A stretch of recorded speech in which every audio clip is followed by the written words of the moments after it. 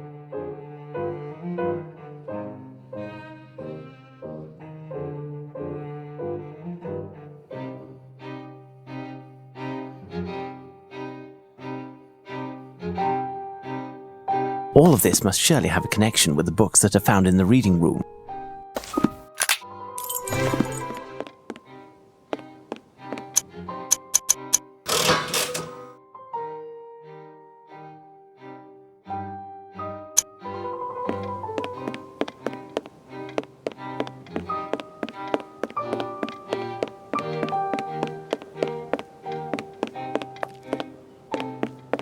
Drink and be drunk. Here's the book. One of the pages is dog-eared. It must be important. I'll copy it out.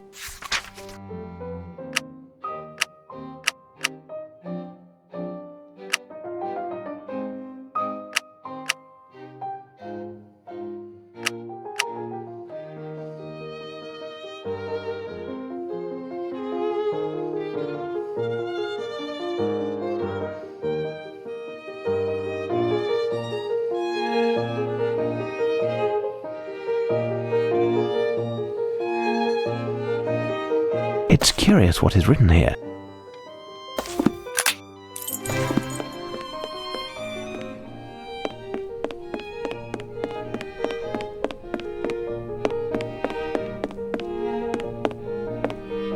There is something here.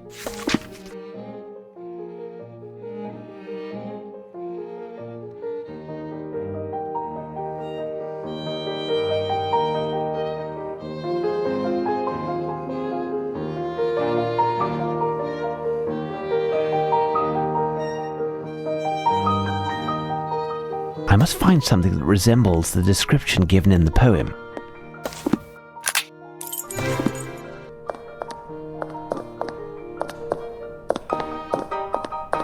Black granite statues of Sekhmet, Egyptian goddess of destruction, instrument of Re's vengeance against man. Queen Ahmose Meritamun, sister and wife of Amenhotep I. A man holding two monkeys. Curious piece.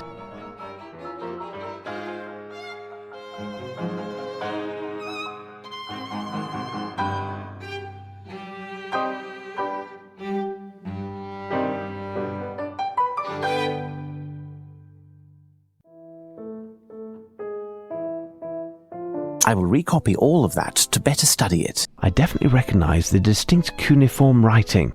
I must decipher this text.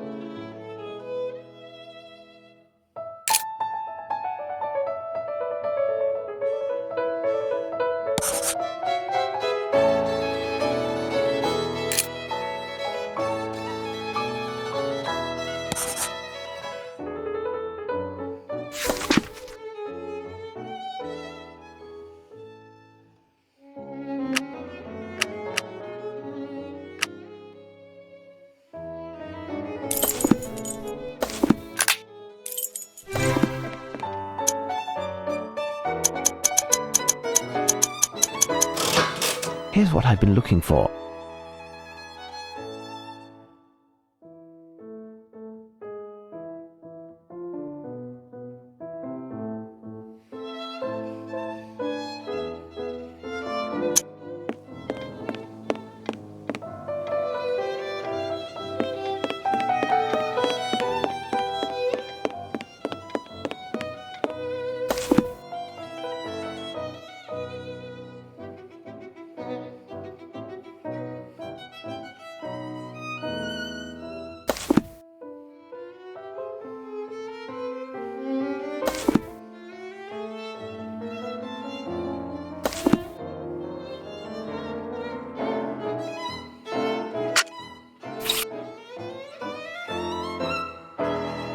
There, I measured it properly. 17 centimetre 20.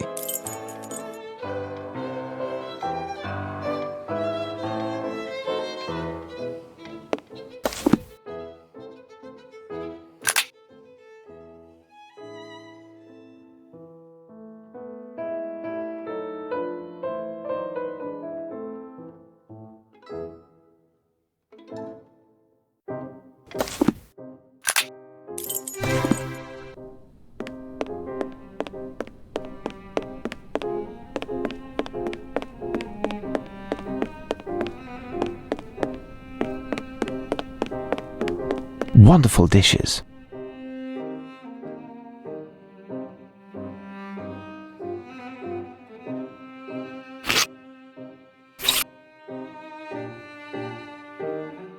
There, I measured it properly. Diameter 52 centimetres. All of this must surely have a connection with the books that are found in the reading room.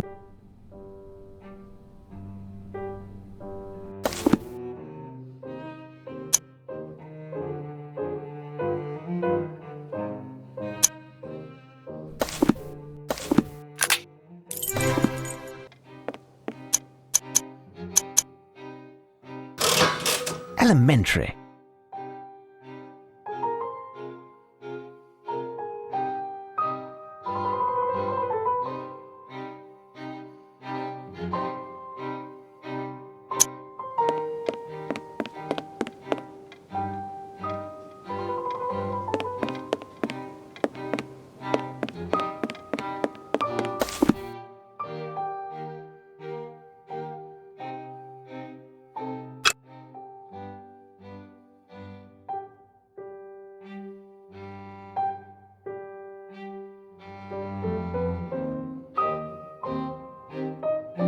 The presence of Lupin in this picture is as anachronistic as the animal he's holding.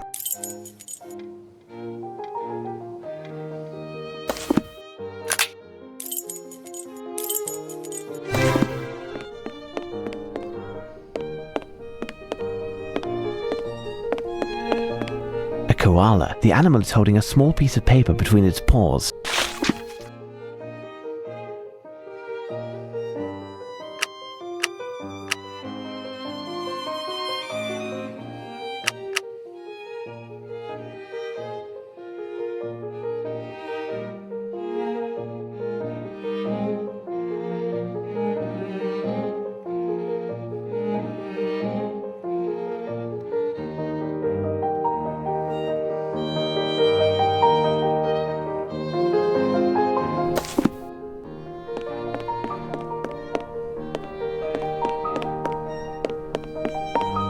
There is something here.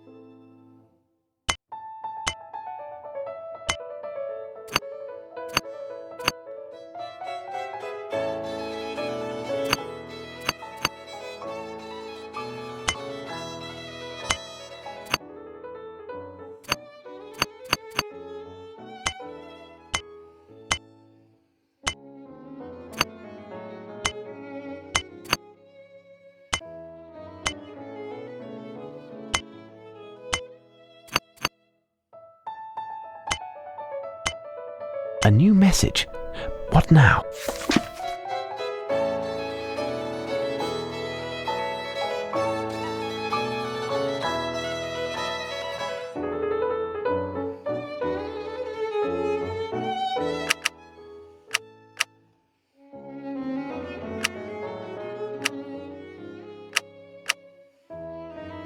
I must find something that resembles the description given in the poem.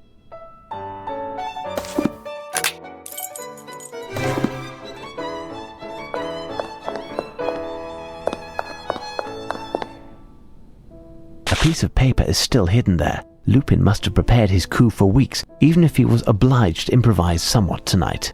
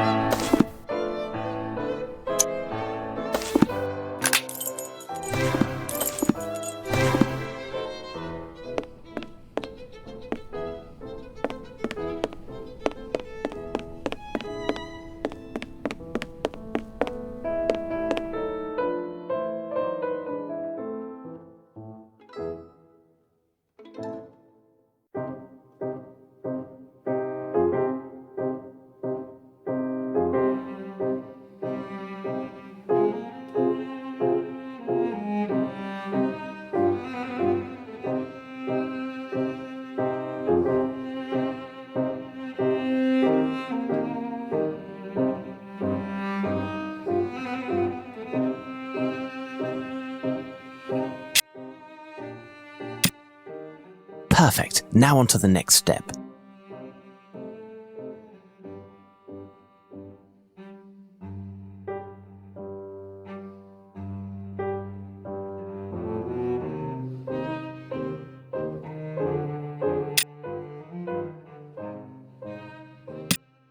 Perfect. Now on to the next step.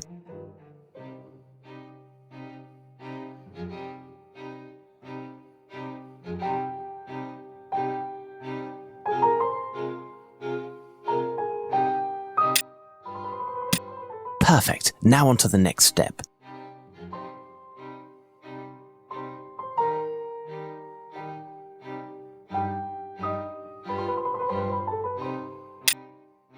Perfect. Now on to the next step.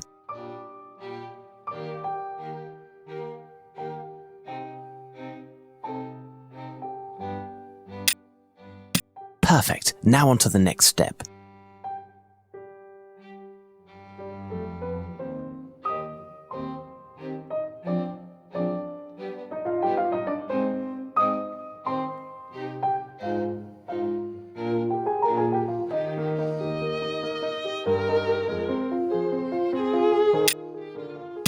Perfect. Now on to the next step. Perfect. Now on to the next step. Perfect. Now on to the next step. Perfect. Now on to the next step.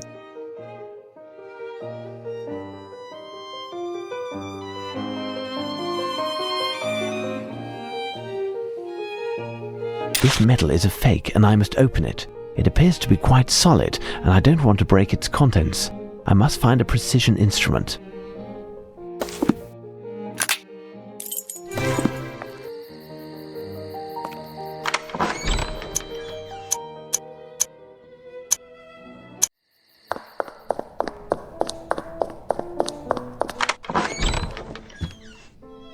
If it isn't the architect. Tell me, would you happen to have amongst your tools an implement that could split metal? Ah, yes. In fact, I have an extremely rare tool whose sole purpose is that. Could I borrow this implement? It should be over there. It's a saw with a diamond-edged blade, made in South Africa. It cuts the hardest of steels like butter. There are only 3 in the world. By Jove, I can't seem to find it. Was it prudent to leave it here for all to see? I only received it last night, and I was waiting until I had the combination to this strongbox in which to store it. In any case, it was still there when the workmen left, and I was to take it when I went home. My goodness, where could it be? I will attempt to find something else, thank you.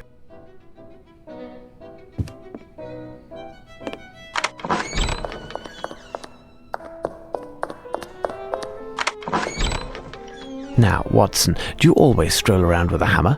Are you using it for testing Lupin's victims' reflexes? No, Holmes. It's just... I do believe I could use that tool. Certainly, take it.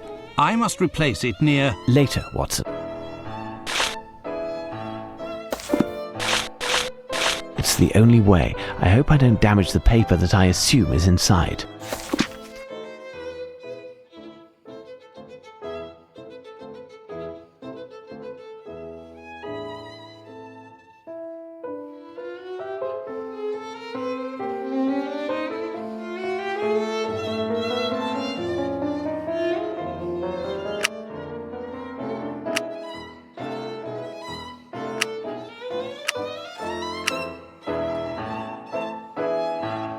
Find an Egyptian stela.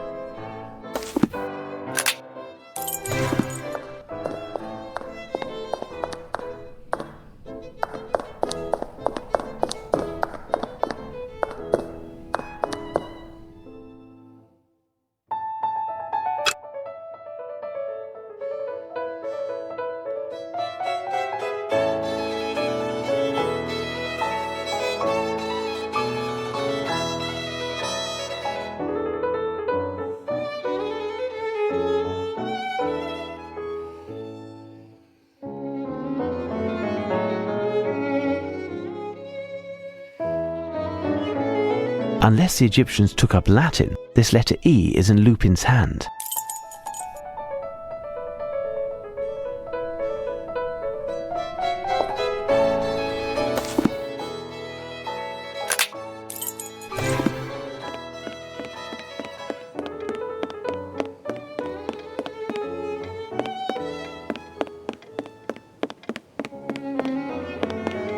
This sheet is slightly older than these books.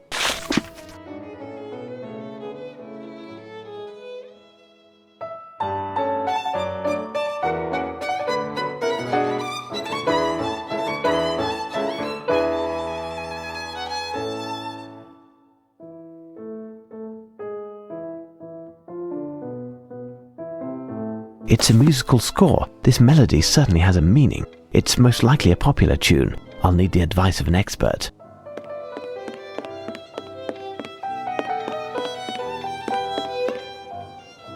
If I could bother you again... Absolutely. Apparently you're a true music aficionado. Can you enlighten me on this score? Not in the least, my dear sir. Even if I am unbeatable when it comes to the lyrics to both traditional and popular songs, I do not know how to read music, and I couldn't tell Mozart from a pudding recipe if it was being sung. I'll have to find a way to play the tune.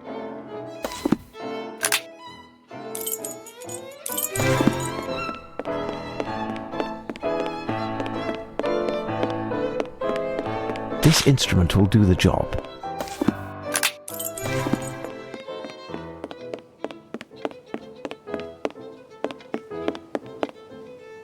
Now listen well.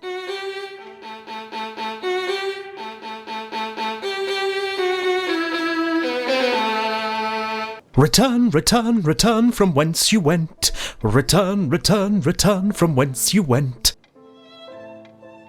Do you recognize this music? Certainly. A little ditty by a quartet who failed to meet with any great success. Their coiffures, which I thought were just divine, were thought to be a little too avant-garde and didn't do well either. Do you know the name of the quartet or that of the song? The song is Return, and the group The Scarabs. Return, The Scarabs. I thank you. Return quickly.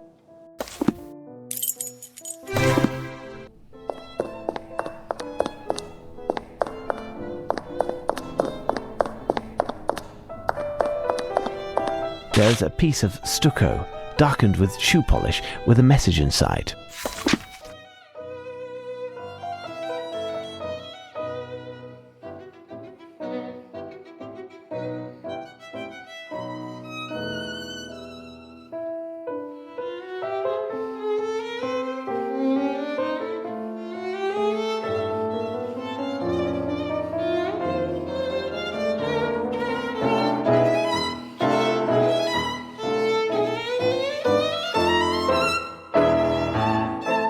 I must find something that resembles the description given in the poem.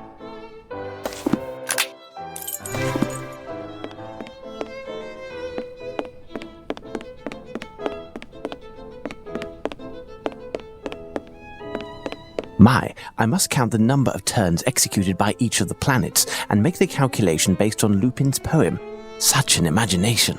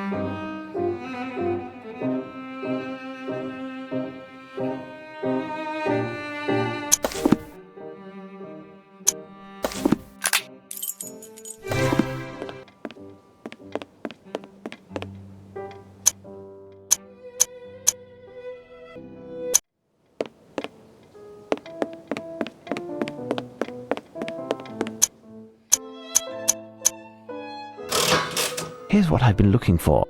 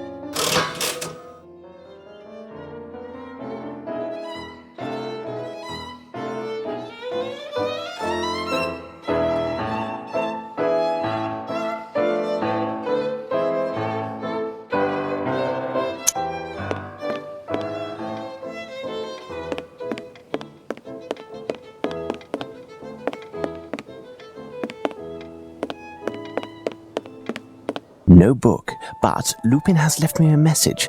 The last, undoubtedly.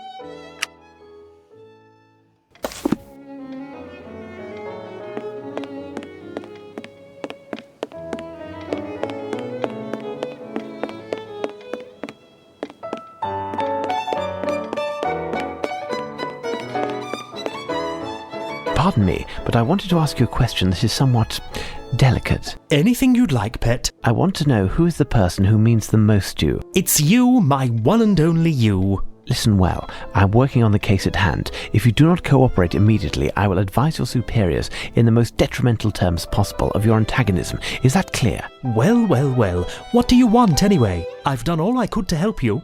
What does the question mean, anyway? I've been told that you keep a portrait of someone who is very important to you. Oh, that. It made the workmen laugh when I showed it to them. But, you know, she means a lot to them, too. How is that possible? They know her also? What a question. Of course they do. And you, too, for that matter. She must certainly be one of the people who means most to you, isn't she? How would I know? You're English like me. And isn't every Englishman happy and proud when he sees that noble face? Why, it's Queen Victoria.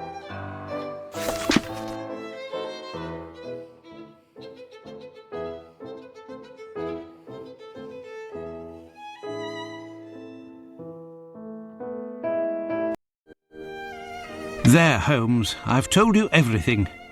You are correct, someone on the inside did help Lupin enter the museum, and I must shamefully confess that it could only have been me. That rogue, under the guise of a journalist, played me, and I was blind to it all. He even left me his card the first time we met. Here, look. Maybe there's a clue.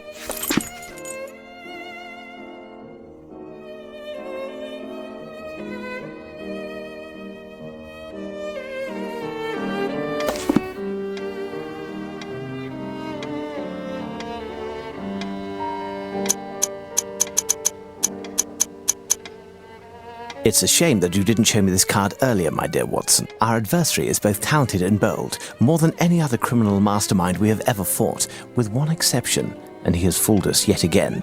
This adventure, however, has forced him to discover something. We have the lead, and he has had to improvise. In addition, he inevitably must have had a retreat somewhere in the vicinity to be able to observe us and to hound your footsteps. He's ingenious and has certainly left the location already, but he may, in his haste, have left some small clues behind. But we have no idea where his hideout could have been. The only place we might receive any information is the Golden Lion, but nobody there will say anything to you or me. Indeed, the Golden Lion is a hostile spot, unless you use the same weapons as your adversary.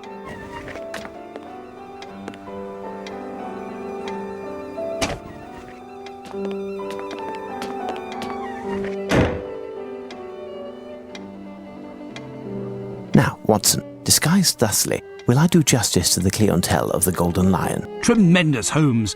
But what am I to do? Out of the two of us, you are the wordsmith. I'll need you to write a letter, send a copy to Lestrade, addressed to the Prime Minister in order to have an interview with this person. You are not serious, Holmes. It can't be more obvious. This must be the target of Lupin's next crime. I must lay down for a moment. I am counting on you, Watson. See you soon.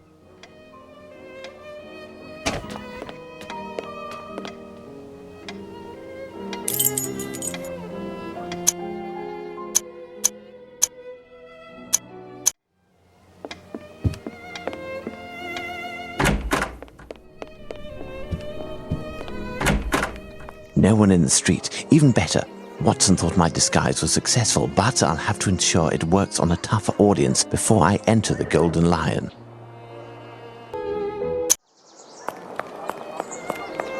There, Sergeant Ruffles. He'll be an excellent subject. Hello, me old China. Hey, over here, you. When someone with a face like yours says hello to an officer, there's something happening, isn't there? Ain't now going on, copper. I don't recognise you. You aren't from hereabouts, are you? You from Bloomsbury by chance? I ain't. I think you are. I'd even say that you had a hand in the robbery at Sir Ermacgerd's house last night. We've been informed that the leader of the gang had taken refuge in the area, and now you're passing by to recover your share of the take, right? Tain't so, copper. Last night wasn't me aunt feeling a little dicky. I had to fetch 20 pounds of coal in the wee hours of the night, all on account of her feet being cold, and the coalman didn't have a bag. Enough already. You'll have to watch over your shoulder, because I've got my eye on you. Succeeded with flying colours.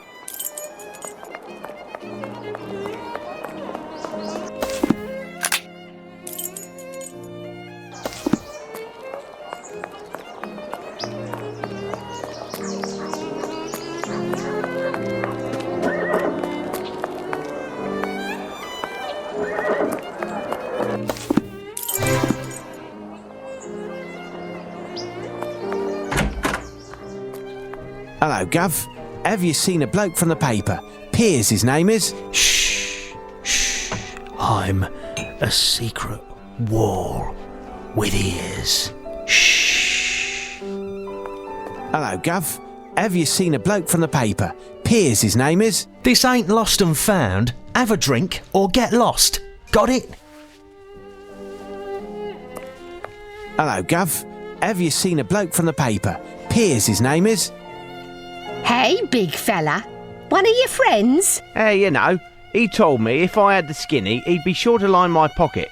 It just so happens I've got something he'd kill to know. Tell me about it. A gent, your pal?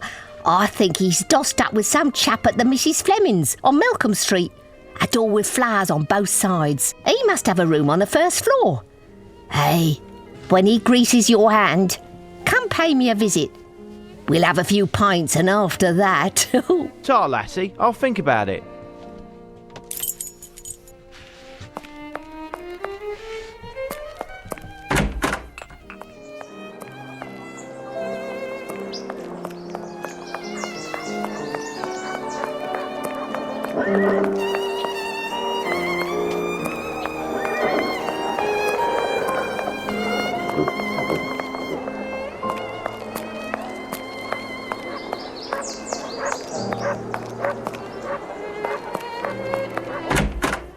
There's a chance that Lupin and his accomplices are still there. I will need to know with absolute certitude behind which door their hideout is, in order to steer the events to my advantage.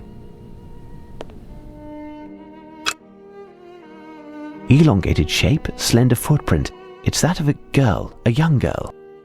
Elongated shape, slender... Size 5, small feet.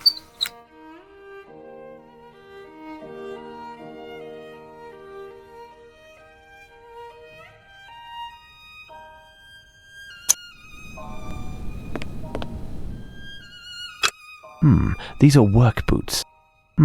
These are work boots. These footprints are size 9.5.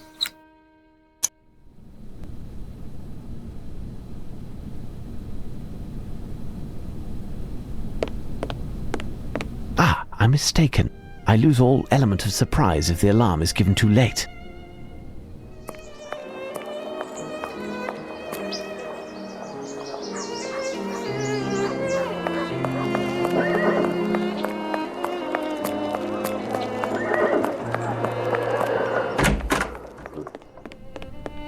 There's a chance that Lupin and his accomplices are still there. I will need to know with absolute certitude behind which door their hideout is, in order to steer the events to my advantage.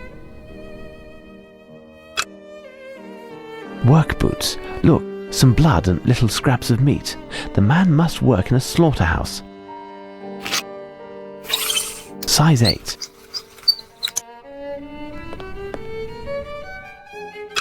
The footprints are indistinct, but they don't seem to be those of work boots.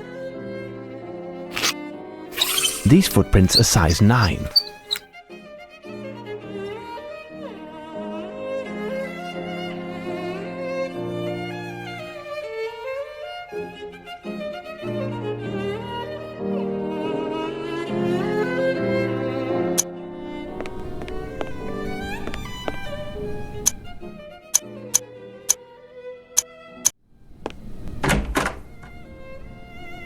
Who are you? Hey, don't be daft. I'm just here visiting a bloke I know, Hack Writer. Know him, don't you? I don't know nothing. You've got a real trap on you. I'd say you're a real fink. I ain't no fink, me. Did he tell you where he was going? See, it's just that he promised me loot, he did. Hear this. I's laying low here tonight. Did a big number already, you hear? The barkeeper over the Lion told me this joint was emptied an hour ago and paid up for the next 3 days. And here I am, but I ain't never laid eyes on you, chap. Could be that he left a little something for me in his snug. I'll just take a peek, will I? Fat chance, but if you want to earn a few cents, go tell Eddie, the barkeeper over the Lion, there's twice as much as I'd thought. Tell him that little Sam is no longer in the race and he should talk to that chump from Chelsea. So buzz off and hold your tongue, or I'll have it taken out, by heck. I recognised him. It's Rumpkin, a famous burglar. I need to find a way to get him out in order to search the room without alerting the police. Their intervention would cause a commotion and any clues would be destroyed. I must think.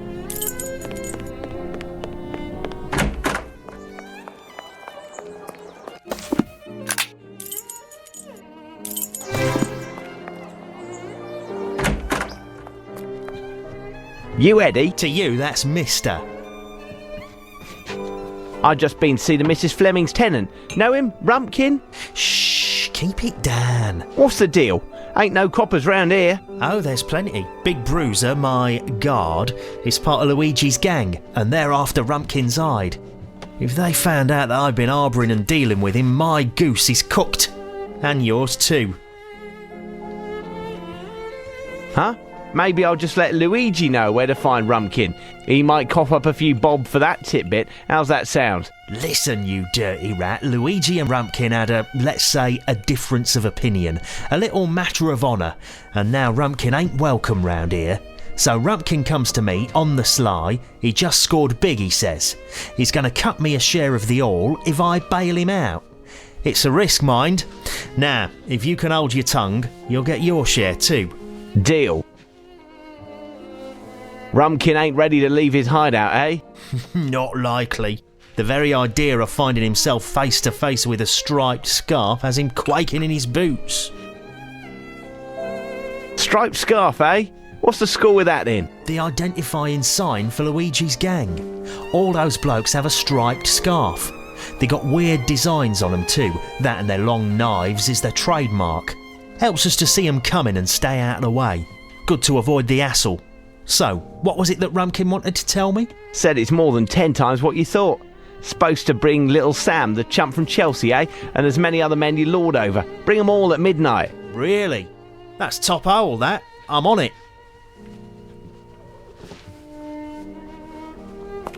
This may prove to be useful.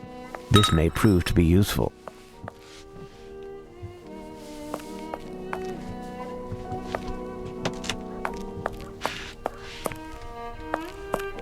This cloth, the size of a scarf, may come in handy. Phew, his scarf is soaked in wine. If I take it, I risk waking him. I must make sure this drunkard doesn't notice. What most closely resembles a cloth soaked in wine? Another cloth soaked in wine. Perfect, he didn't notice anything. Scram, you drunkard!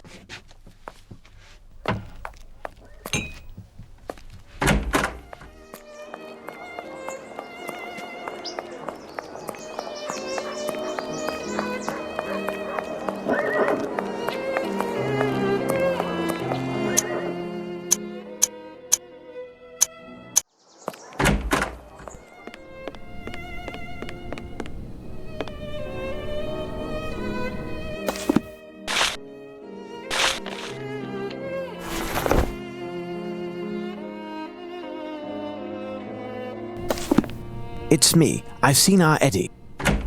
Ah! You have 5 seconds to put that thing down. If I'm telling you that, it's because there's a way for you and me both to get along without getting hurt and without Luigi finding out. 1, 2... Okay, spill the beans. Good. Grab a bag and scarper as fast as you can. I keep the rest, and you'll want to pass by Baker Street because the rest of the crew is waiting on the other side. Fine, but we'll meet again. You can count on it. In exactly 13 seconds, he'll come across Sergeant Rufels. Right, what can I find here?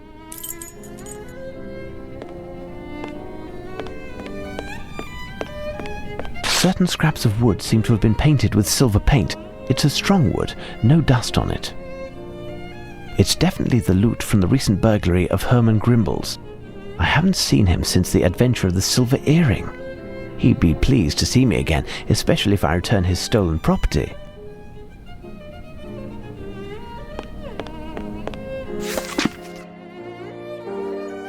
Well, Rumpkin must have lost this paper in leaving. Let's head to Baker Street.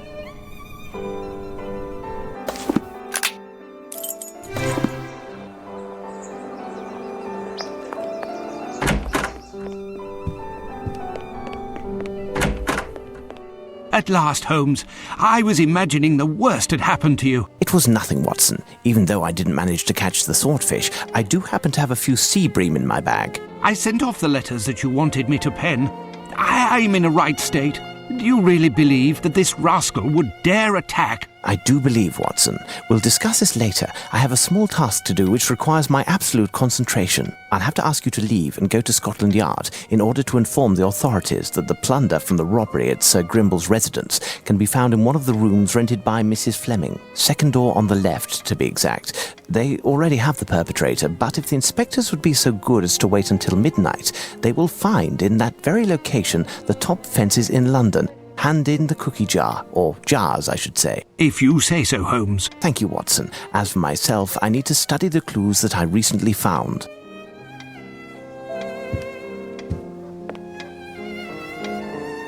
What secrets are these bits of silver wood hiding? What secrets are these bits of silver wood hiding?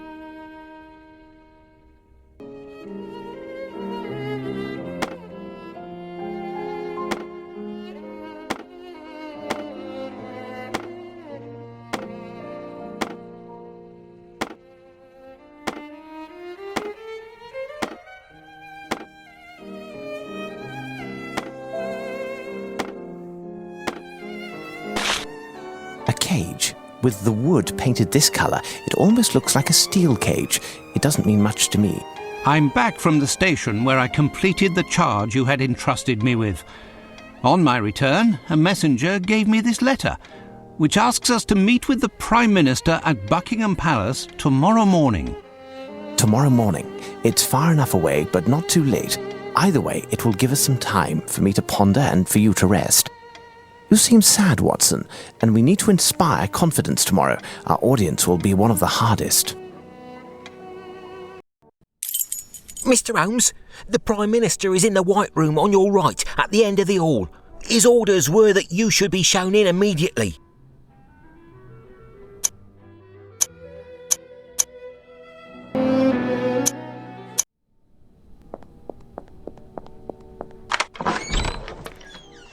Ah, what good fortune! Here are Mr. Holmes and Dr. Watson. Enter, gentlemen. If the Prime Minister will permit, will the gentleman be joining you for breakfast? No, thank you. We have already eaten, and we are pressed for time. Upon reading your letter, gentlemen, I understood that the request for an audience with Her Majesty had something to do with the burglar on the loose in London. I reacted immediately, even though I am unaware what the target of the next theft is. I also did all within my power to optimize the security surrounding Her Majesty. That is to say, absolutely nothing. What? Indeed, my power is non-existent once the threshold of these walls is crossed, and I've run up against an insurmountable obstacle regarding how to set up the security system surrounding Her Majesty. Her Majesty herself. Have you at least explained to her? She didn't even deign to receive me. Her Majesty is in a miserable mood for some reason or another, and is refusing an audience to anyone. Despite everything, I'm staying here, if it proves that she changes her mind and rules the affairs of the country from this room. All of my councillors are at the four corners of London to represent me.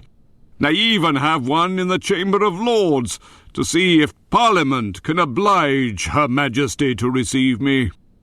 This could take days, and we don't have days. It's the best that I can do. So, Holmes, what can this Frenchman be after? I'm not certain, but I believe that it has to do with Her Majesty herself. He will likely approach her, perhaps even be within earshot. That is out of the question. We cannot take that risk. Of course, we must prevent him. Tell me, what is the odour emanating from the stain at the bottom of your trousers? Oh, that. It's Robillard, Her Majesty's companion's dog.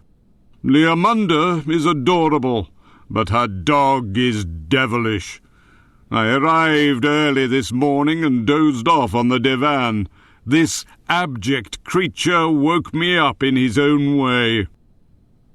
Watch out for this little demon. He has access to the whole palace and hates everyone.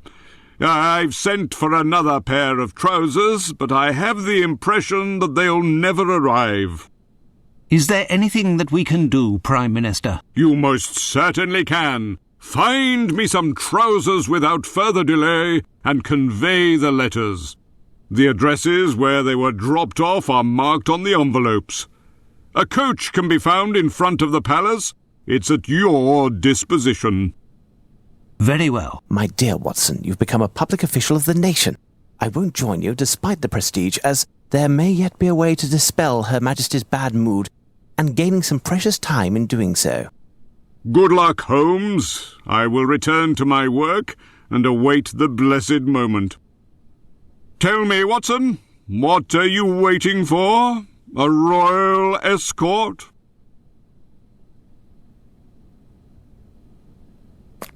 Pardon me, Prime Minister. Could I trouble you to borrow your glasses? Beg pardon? My glasses? Are you nearsighted also? Now I understand the magnifying glass. Take them. I'll take a break. But don't break them, understood?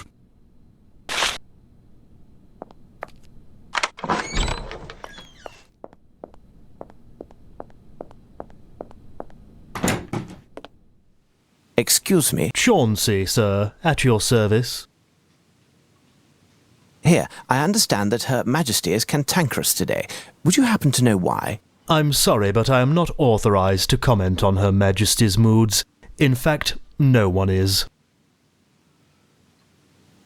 Be advised, it isn't idle curiosity that compels me to ask this question. The reason that I, Sherlock Holmes, the great English detective, is here as well as the Prime Minister is because Her Majesty is in grave danger. The danger is imminent, instigated by a man of Machiavellian twisted tendencies who is deprived of all sense of morals and scruples. Furthermore, he is French. French? Indeed, and all men who will have worked to protect Her Majesty in the face of this peril from across the Channel shall be seen as true patriots, a soldier in the image of the valorous English warriors who, weapons in hand, struck down Napoleon. Go, my friend, join our forces and march alongside. Now speak. The facts are that Her Majesty quarrelled with her companion and confidant, Lady Leomunda. The dispute concerned a gift that Her Majesty gave to Leomunda. What was the gift that Her Majesty gave to her companion? A doll's house. Lady Leomunda's personal chef and servant girl were terminated immediately, but the affair wasn't settled for Her Majesty, and the two have not yet reconciled. I don't know anything further.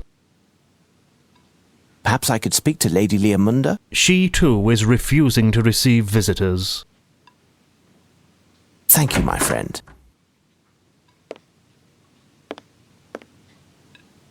Lord Robillard categorically refused the breakfast that I brought.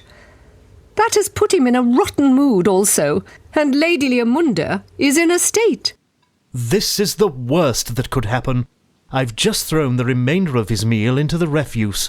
Impossible to remake it. Deirdre, go to the butcher's and get something raw. Demons seem to love blood. Now, tell me, what is so special about Lord Robillard's food? Indeed, I don't know. But he doesn't accept anything but. I would pay dearly to know the recipe. I believe that it contains chocolate. Thank you, my friend. If you will permit me to withdraw, sir. I must prepare Lord Robillard's, that is, Lady Leomunda's dog's meal.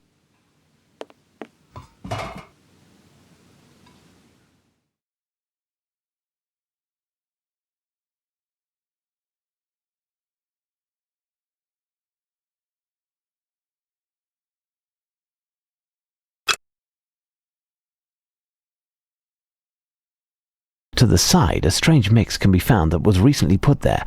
I recognize the color of certain foods. To figure out the composition of this mixture, I will need a powerful magnification. Sausages.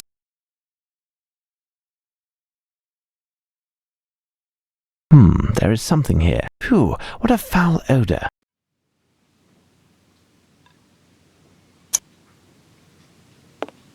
Jamaican bananas. Empty.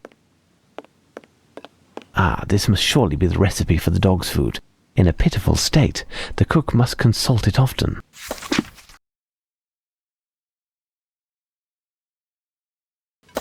Swiss chocolate from Romandy.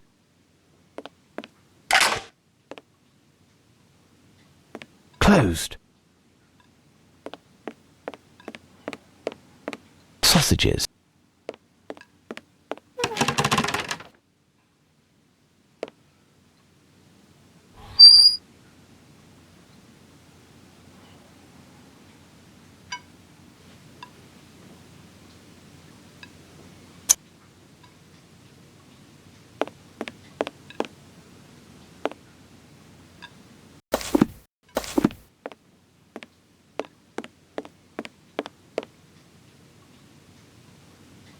This may prove to be useful. Woodland strawberry jam from Sapporo. Mustard prepared with vinegar.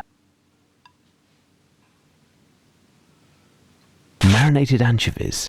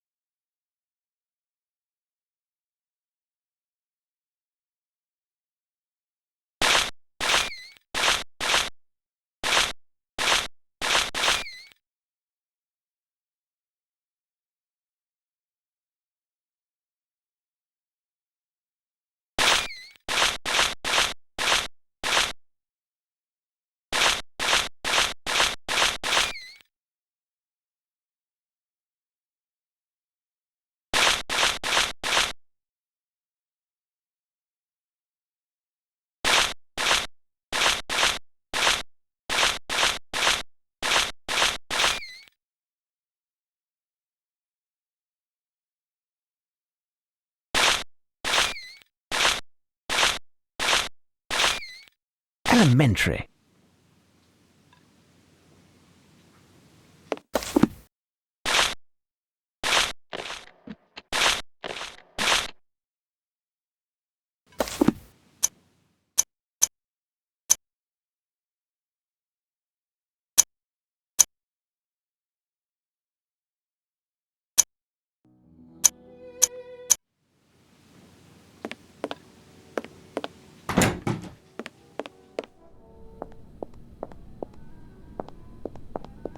I have no reason to go there. Calm down, my lord, calm down. Your breakfast is on its way. The damsel wouldn't open her door for anything but her dog's breakfast.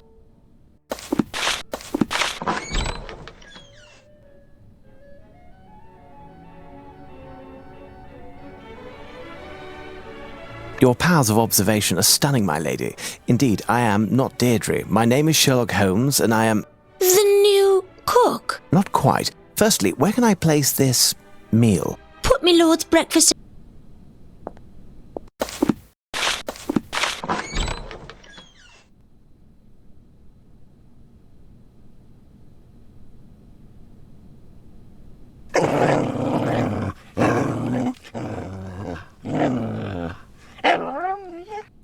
You aren't Deirdre. Your powers of observation are stunning, my lady.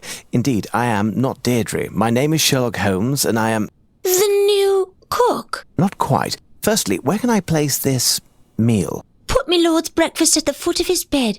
But, oh, I can't let an unknown person into my chamber. Good God, what will happen to me?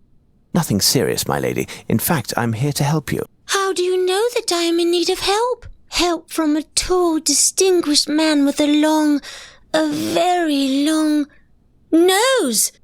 My lady, my flair for detection has nothing to do with the size of my nose. As for the help that I intend to provide, it solely concerns the dispute between yourself and Her Majesty. Oh, don't talk of that. She will no longer speak to me. It's not even my fault. Oh, no. Why does Her Majesty reproach you? 3 days ago, she gave me the lovely dollhouse that you see there. It was made specifically for me by the royal cabinet maker. It's magnificent, isn't it? Indeed, the little candles in the chandeliers emphasize the lovely colouring of the dolls. Yesterday, she came to see me in my chamber and noticed that 4 of the dolls were missing from the house. I wasn't even aware, but Deirdre, who had wrapped it, confirmed the fact. These dolls are precious, and Her Majesty, was angry and told me that I didn't take care of the gifts that she gave me. I questioned my staff, my maid and my cook to no avail. I had them fired and thought that would suffice for Her Majesty, but no.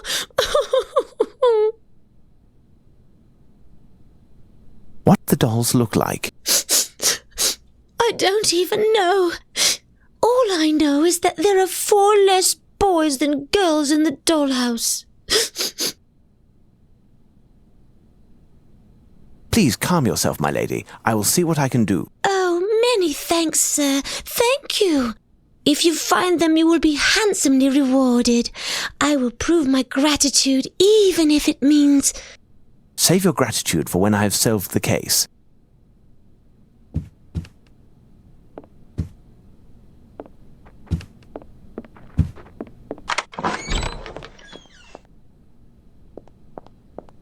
Closed.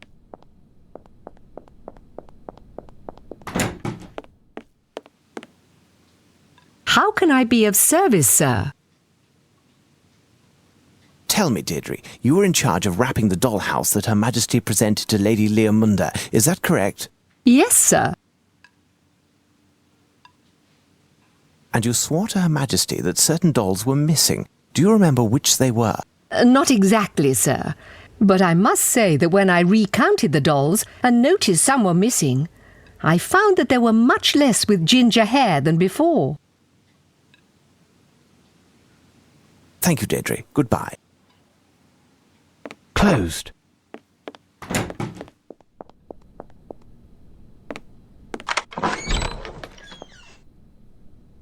Thank you for the new pants, Chauncey. Holmes, my glasses, if you would. Are you finished with them, and were they of any use? Here they are, sir. Indeed, I needed them to prepare a rather horrid mixture which is adored by the most temperamental lodger in the palace. If the Prime Minister will permit, I would like to thank Mr. Holmes for saving us from Lord Robilar's wrath. If Mr. Holmes would happen to remember the ingredients for the mixture... Truly, Holmes, I owe you my thanks. I had more than enough of listening to the howls of that However, I knew him as a pup. He was very gentle, nothing like the tyrant that he has become.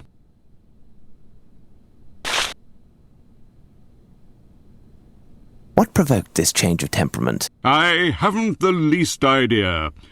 Chauncey? It seems to me that the fluctuations in my lord's mood began 3 years ago, after a visit of my lady's nephew, the young Lord Gwenders of Crudel. Ah, yes, that angelic little redhead.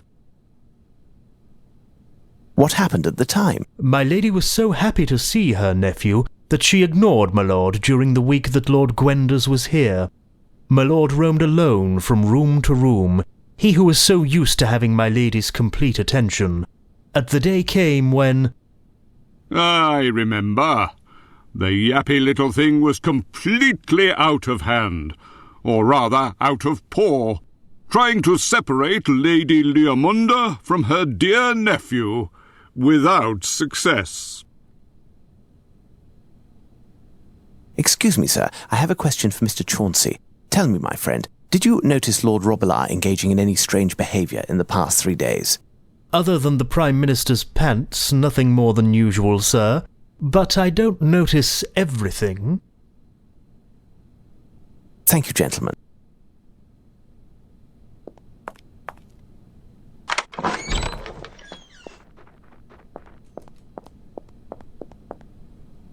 Excuse me, gentlemen. I'm aware that you are on duty, but I am on a special assignment in the service of Lady Leomunda. She entrusted me with a specific investigation, and I must question you both. Please note, in the case of a successful outcome, she has promised her gratitude to all those who have helped. She specifically mentioned that her gratitude would extend to... At your service, sir. At your service, sir. Thank you, gentlemen. I do believe that Lady Leomunda's companion, the pint-sized Lord Robilar, has access to all of the rooms and halls of the palace. Now, would you have seen him acting erratically these last few days? Say, in the past 3 days? Yesterday, my lord piddled in my boots. No, I was referring to events clearly out of the ordinary. The day before yesterday, while we were on duty, my lord was rummaging about behind this suit of armour. When I bent over to see what he'd found, my bearskin fell, and my lord attacked it, and near tore it to pieces. Thank you, gentlemen. This may prove to be useful. This hole is dark and seems quite deep. I must find a way to see what's inside. This hole is dark and seems quite deep. I must find a way to see what's inside.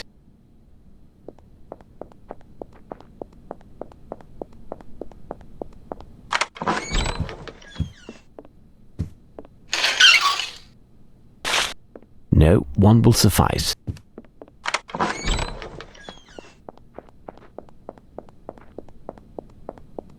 I need something. This hole is dark and seems quite deep. I must find a way to see what's inside.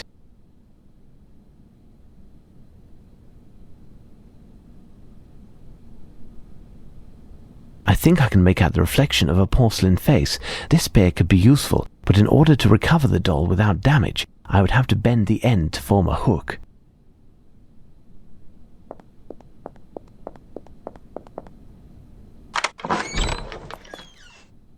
Excuse me, would there be a clamp hereabouts? Hold on. It just so happens that my cousin, one of the royal plumbers, came here yesterday to take care of Lady Leomunda's pipes, and he forgot one. Lady Leomunda's pipes? I meant to say the plumbing of the bathtub in Lady Leomunda's room, sir. What's wrong with the bathtub? It no longer drains, sir. Normally the water drains in no time once the stopper is removed. In fact, with the force of the water, there are occasionally a few pink bubbles or even some hair that rise into the kitchen sink. Do you know when your cousin will return? He said it will take 2 days in order to insert a custom-built auger to unclog the pipe, sir. My lady's maid told him that she saw my lord coming out of the empty bathtub. He would only have left 1 or 2 long hairs, if any. Unless it was something else.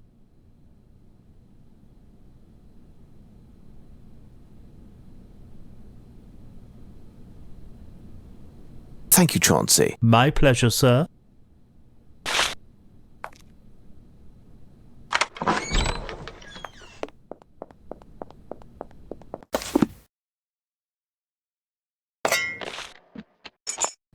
Here's what I've been looking for. Best to keep my discovery a secret for the moment. If the dog got his paws back on this doll, who knows what it would do.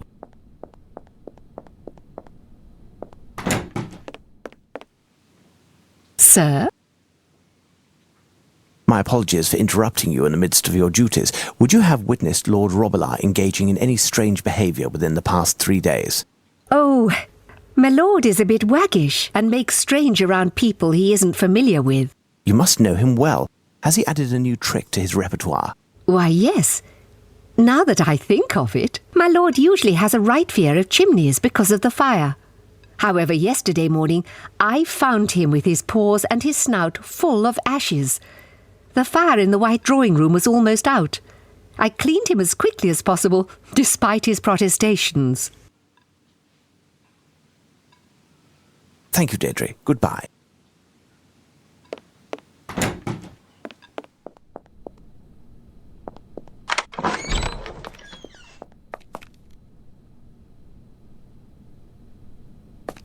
A pile of ashes to the side. I can see what seems to be a miniature hand coming out. It will take hours for the fire to extinguish, and pouring water over it will fill the whole palace with smoke. I must find a tool to get the doll out of there.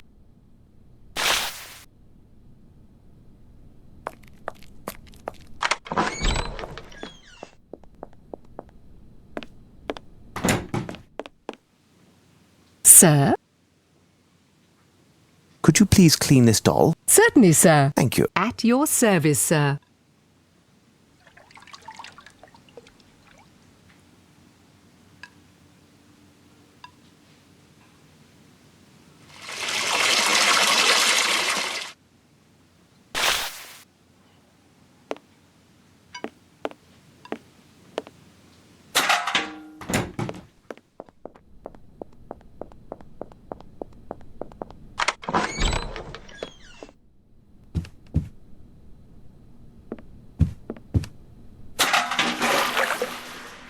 There is something here.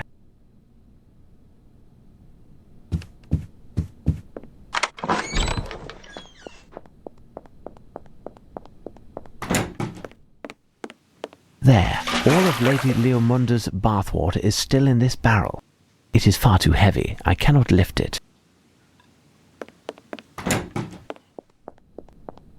Listen, can you help me shift a barrel? At your service, sir.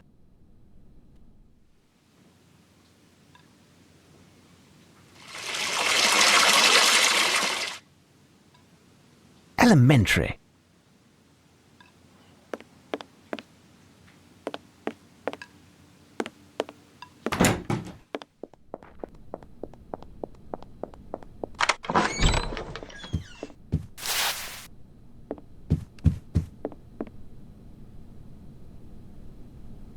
Yes, I am listening.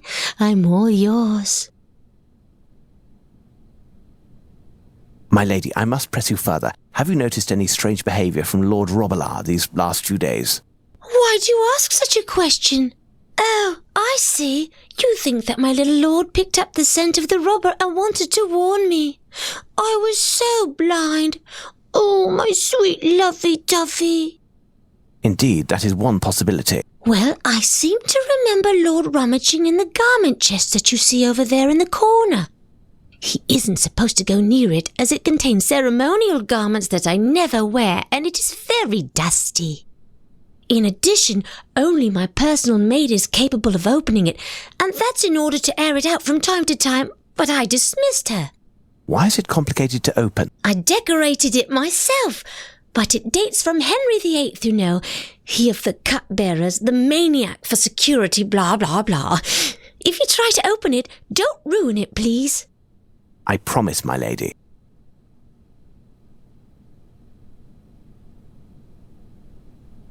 Thank you. I must leave you, my lady. My door and everything else will be open to you.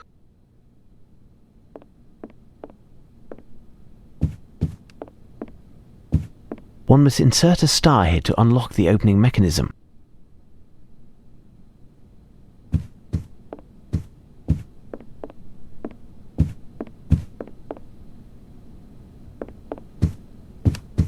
This piece is actually a puzzle, and all the pieces detach easily. One must insert a star here to unlock the opening mechanism.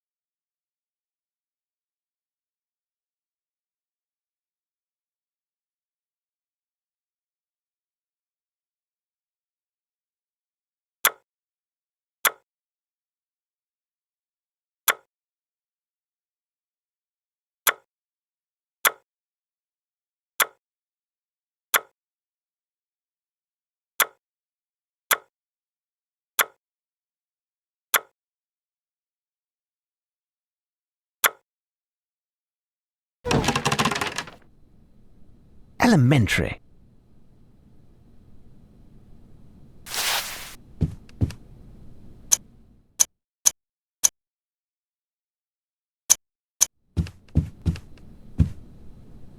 Why, these are my dolls! Indeed, my lady, here they are. 2 are somewhat damp, but they are all completely intact. In the future, for their own safety, put them up high or lock them up. You should also consider rehiring your servants, as they weren't to blame for the dolls. Thank you, sir. You are a savior. How can I ever repay you? There is a way. You can use your influence with Her Majesty to ensure an audience for myself as soon as possible. Here's my card. Certainly, sir. I will go straight away to beg her pardon, and I propose that you return this evening. That will give me enough time to improve her mood and deign to receive you. Many thanks, my lady.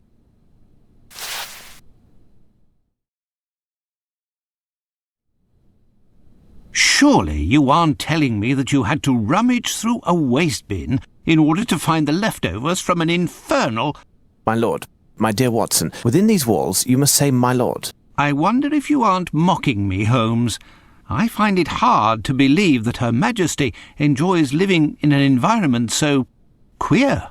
What do you know of our monarch, Watson? What do we really know? Mr. Holmes, the Prime Minister is in the White Room on your right, at the end of the hall. His orders were that you should be shown in immediately.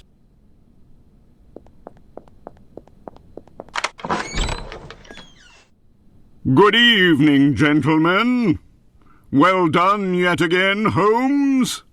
The reconciliation between Her Majesty and Lady Leamunda has had a wonderful effect, and we should be received momentarily.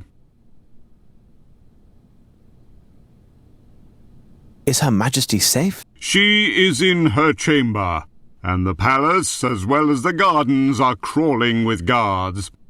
Did you notice all of the checkpoints on the way here? An army couldn't get to her. You'll have to excuse me for a moment.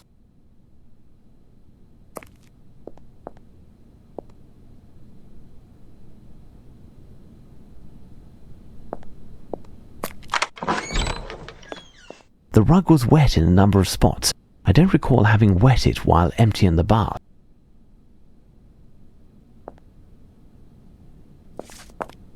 So, Holmes, what are we doing? Her Majesty and yourself are finally reconciled? Ah, yes, and all thanks to you. I explained to her that you desired an audience and she has granted your request. She will receive you and the Prime Minister, but she will not tarry by calling for Chauncey to fetch you.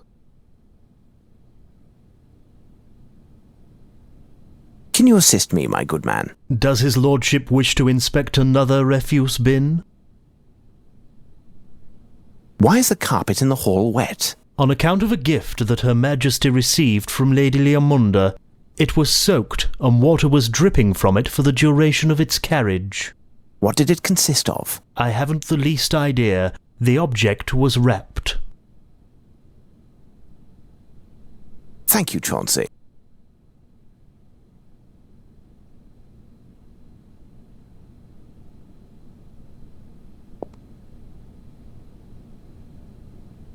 Forgive me, my lady, but I just learned that you offered a gift to Her Majesty.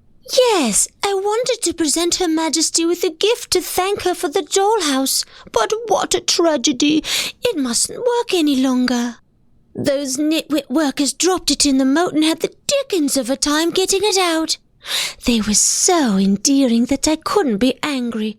And it's true that it's quite heavy. If you would tell me, my lady, what is the nature of the gift that you presented to Her Majesty? Well, it's a very rare piece, but I have to admit I don't know much about it. I enjoy frequenting the shops, and a very lovely antiquarian approached me and drew my attention to this masterpiece, as he called it. Oh, he knew what he was talking about, and his manners were so... But the masterpiece, what was it exactly, my lady? Well, as Her Majesty's watch was broken, I wanted to give her something to tell the time. Thus, I bought her this clock which she gladly took to her chamber. You know, a French grandfather clock. Pomtoise, or was it comptoise? The antique dealer said it was made by one of the originators of the genre, the Paillet brothers. Wait, my lady, that name suggests something to me. Could it be...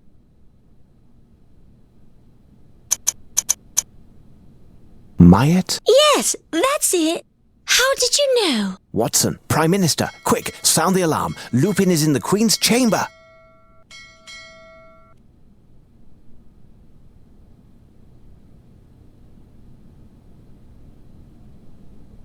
What made me accept this infernal contraption? Tomorrow I will have it carved into kindling for the fire.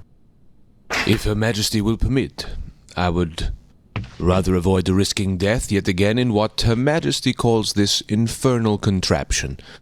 I was able to hold my breath long enough to avoid drowning, but that wouldn't help me against... The hangman? Your Majesty understands well. My fate is entirely in your hands, like so many others. My intentions are not hostile. In fact, they are quite the contrary. They are what then? Many times I have found myself in a similar situation, and the words came naturally, because they flow from my spirit, which has fain been called poetic, lyric, and imaginative. Words, nothing but words and rhetoric, often to an end above reproach. I stand before you, after having risked my life, and still risking it in what I had until now only considered a game. The words won't come to me, because the game is over. The words that I should say to you won't come, because they are buried deep. These fragile words that are frightened of emerging, these words that come from the heart, the words that I know I owe you, Your Majesty, my Queen, my love. Believe me, madame, if I was to steal something, it would only be a kiss. You won't be stealing anything. I will give you a kiss willingly.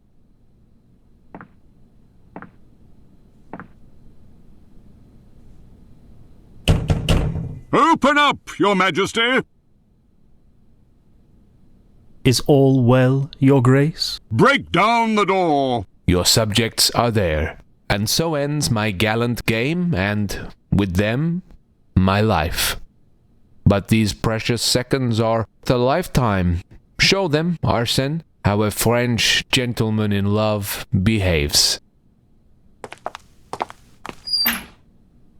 And continue to amuse yourself. Your Majesty, are you going to... Hush up, you impudent plodders. Who do you think you are to speak in my presence without having been asked? Look at you, a bunch of incompetents, covered in titles and stripes. You are supposed to guarantee my safety and that of England, which amounts to the same thing. In the end, I had to defend the place myself. But, Your Majesty... Suffice. Even the most compassionate of monarchs cannot be permitted to excuse the vermin. Chauncey, have the royal luggage prepared. We will withdraw to Windsor presently. Leomunda, you will accompany me. And you, silence this bell before I have an overwhelming urge to decapitate it. You and I, Lupin.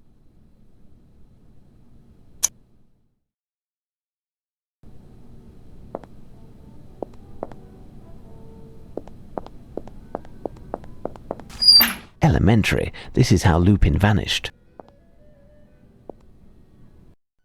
Here I am in the cellar of Buckingham Palace. All of these odds and ends must represent what remains of the sumptuous gifts given to the crown throughout centuries.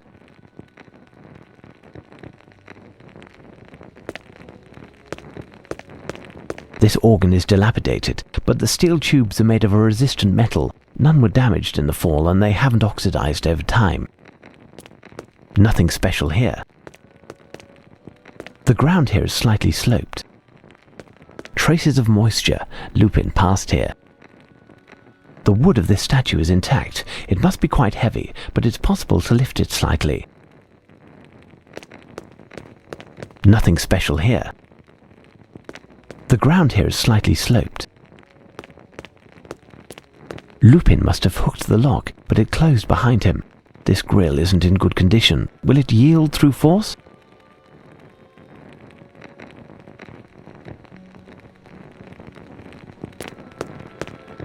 Nothing special here. This organ is dilapidated. Lupin must have hooked the lock, but it closed behind.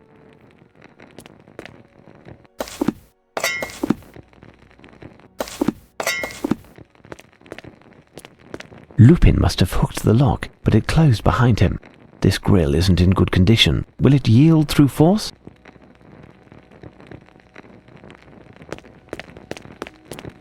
You and I, Lupin. It's done now, but Lupin knows that someone is after him now.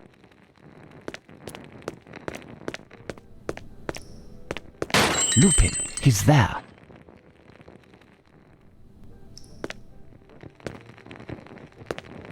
This grill is closed, and there's no hope to force it open as it's in such good condition. The opening mechanism of this grill seems to be quite sophisticated. I need something.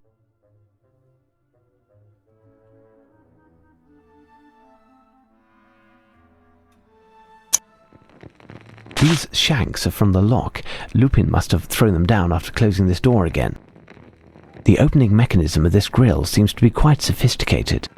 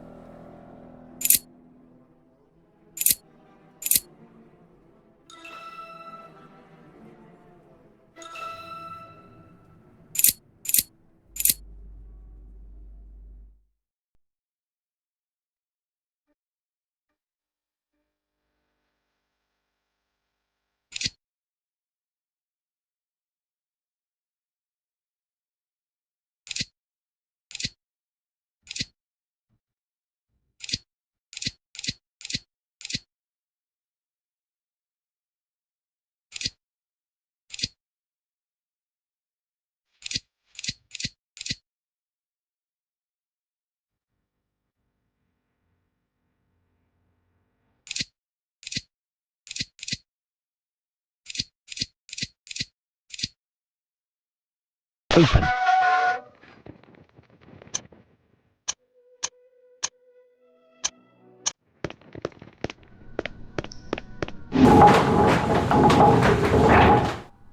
All of these objects are ancient. They must be from the Norman era. Closed.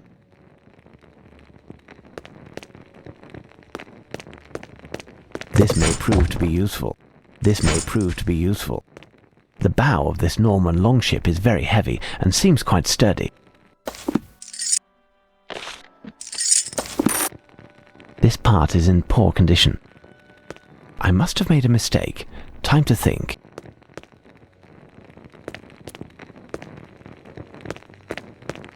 No, I can't do that.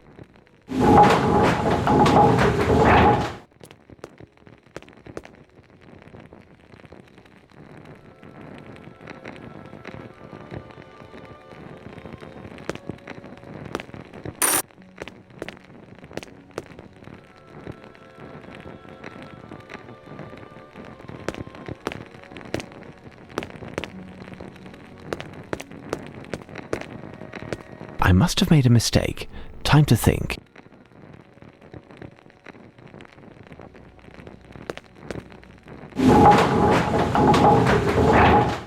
Elementary.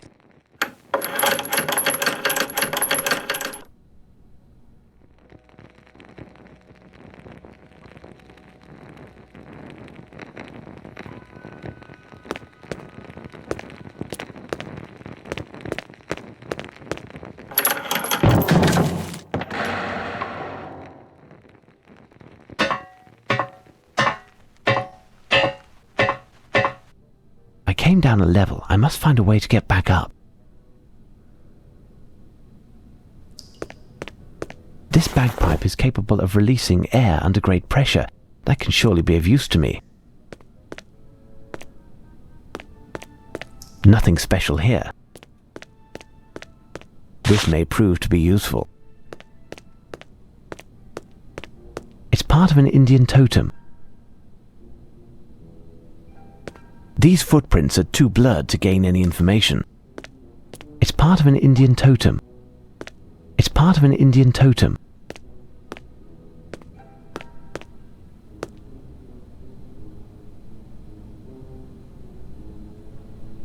There is something here.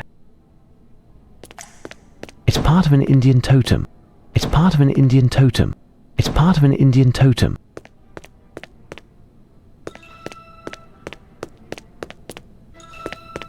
This collection of costumes is magnificent. All are in excellent condition.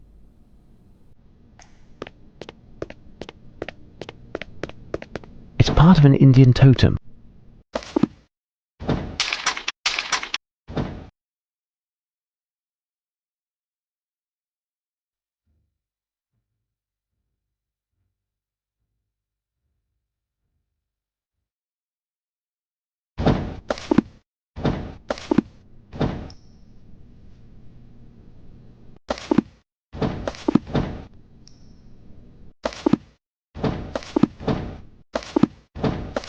Elementary.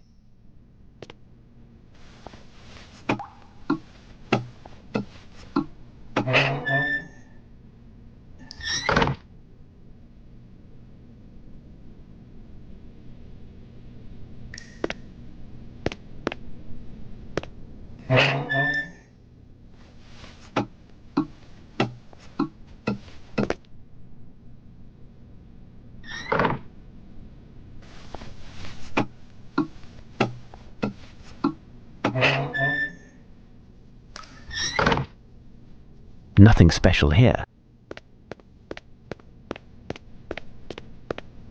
Elementary. Open.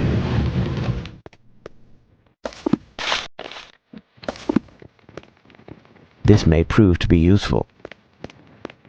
I need something. Nothing special here. This may prove to be useful. This may prove to be useful.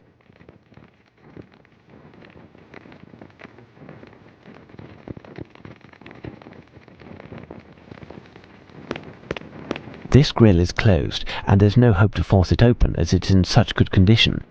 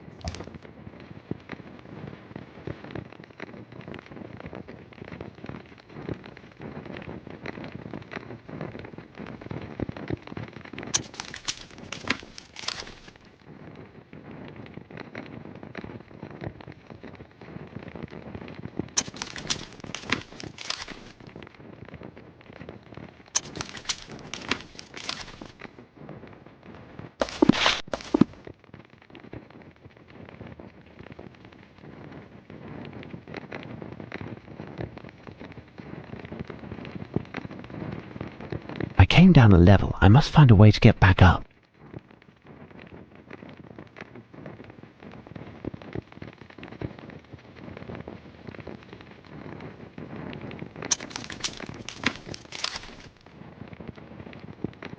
I came down a level. I must find a way to get back up.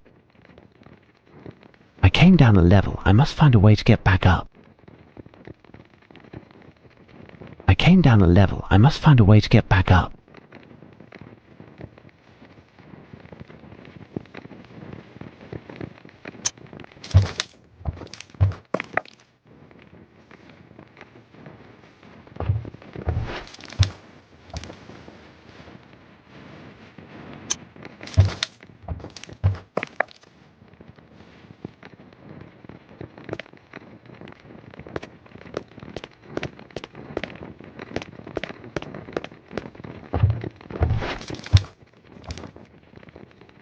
With this system, I can see how the rope is attached.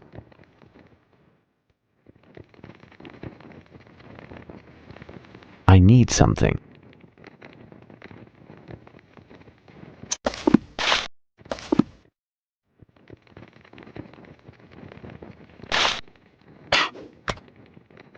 Open.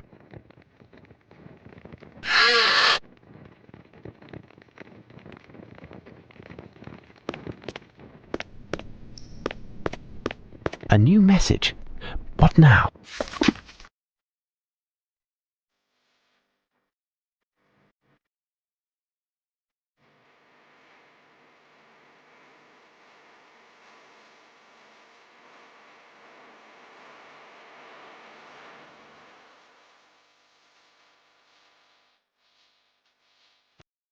Her Majesty is nevertheless safe. It wasn't without difficulty, but I managed to get her to accept a triple retinue. It's strange, but something has changed in her since this incident. After her understandable anger, she seemed incredibly serene, even playful. I've never seen her like that. When I left her, she was dreamy. Regardless, nothing happened to her, and that's all that matters to us.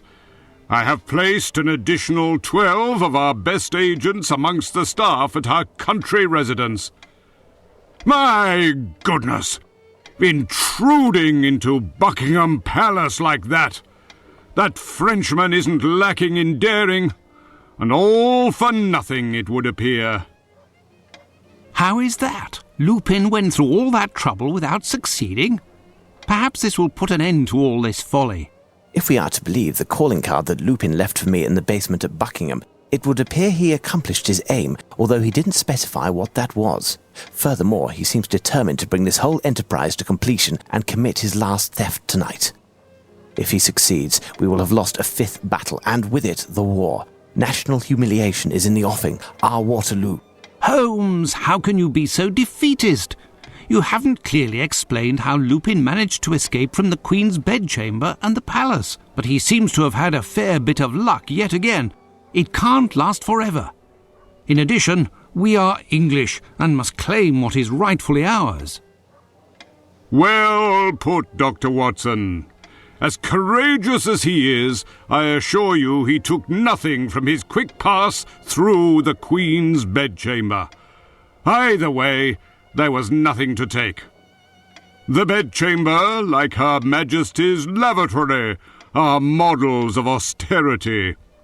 As for the crown jewels and other adornments, they can be found in a steel cage at the other end of London. Lupin is nothing but a braggart, a trite cat burglar who got incredibly lucky and will soon find himself shackled at the ankles and wrists in one of the dankest cells at Dartmoor.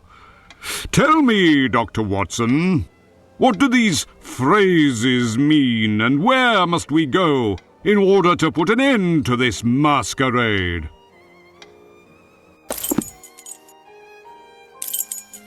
Perhaps here, at the Tower of London. My dear Watson. I should point out, Doctor, that Lupin has already been there.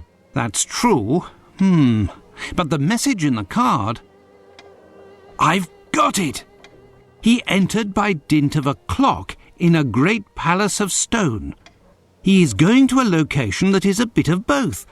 A great clock made out of stone. Big Ben! My word, Dr. Watson, you are correct. I will immediately summon all of London's police force in order to set a trap around Big Ben. You are both to join me in an hour. Tonight will be a big night, my fellow compatriots. A night for victory over the French, who are... Ah, Holmes, I no longer feel tired all of a sudden. The prospect of Lupin's capture has ignited me. Indeed, I have the wherewithal too. I caught you unawares on the last riddle, didn't I, Holmes? Well, Holmes? Quite true, Watson, quite true. I will have Mrs. Hudson prepare us a little refreshment that will tide us through the night. It promises to be long and exciting. Meeting the Prime Minister at Big Ben. I am sure that... You will have to give my apologies to the Prime Minister, as I won't be joining you this evening. But Holmes, tonight we are going to catch the most notorious thief in all of Europe. We will win the final victory, the one which will win the war. We will reclaim England's honour and without fail get our hands back on the Fighting Temeraire, the Six Ravens and the Rosetta Stone. You would miss all? These last few days have been trying, Watson. In any event, what purpose would I serve? You're the one who solved the riddle of the card, correct? Enough, Holmes. When you aren't in the limelight, you behave like a selfish boor. A vexation, and you act like a spoilt child. In that case, I will go alone to catch Lupin, and I swear I will not record this instalment of your adventures. You are pitiful. My dear Watson was, unwittingly, very close to the truth. I believe it is, indeed, the Tower of London where Lupin will go tonight. Let's go see.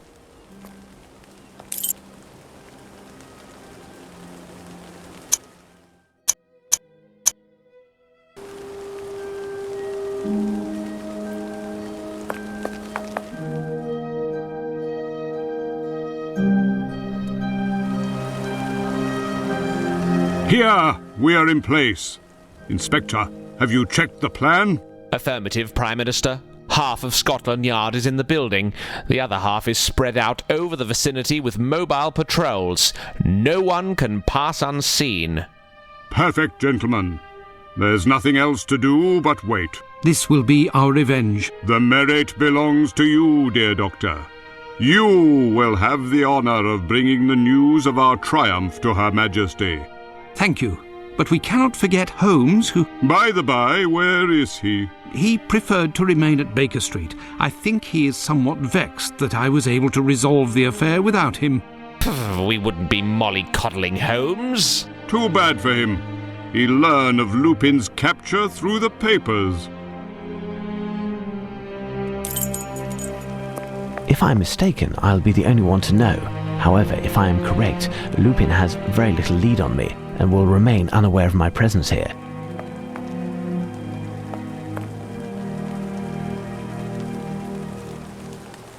He's alive and doesn't seem hurt.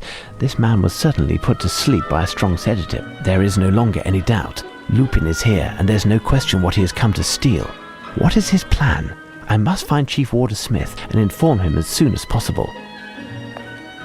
There, some cartridges are intact. The name Schick is inscribed on his uniform, and to judge by his glossy moustache, he takes good care of himself. This sidearm was submerged in water and is unusable.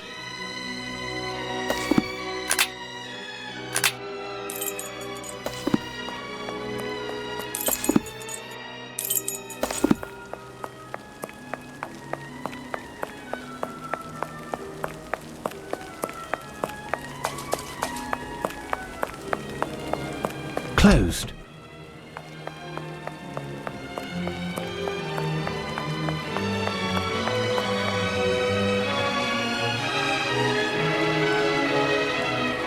Lupin must have installed this rope in order to take the maximum number of objects out of the Tower of London without having to transport them.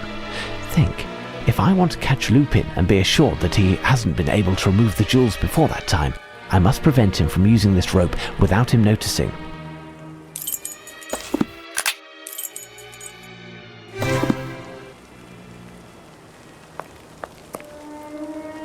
This warder is asleep. The name embroidered on his uniform indicates that he is Kirkpatrick. There is something here.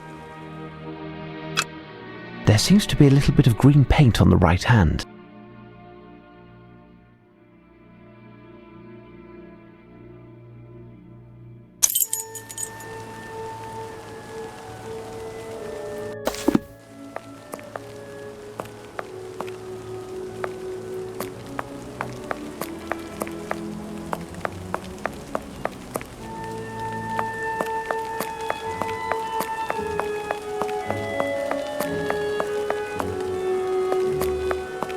Closed.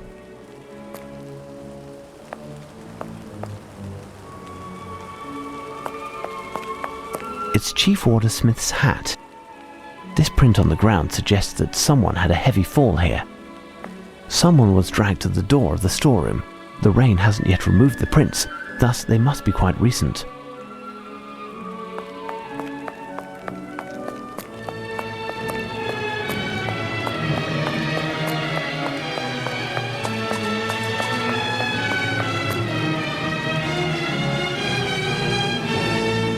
How are you, Warder? Hickman. Are you injured? No, but I have a headache. I feel sleepy. Wake up. Where's Chief Warder Smith? He left with the doctor into the storeroom.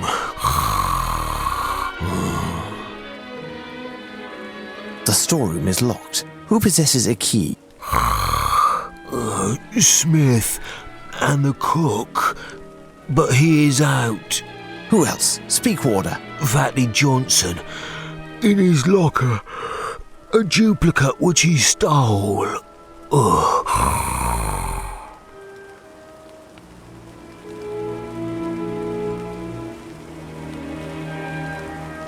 I must leave. Bide your time until I return.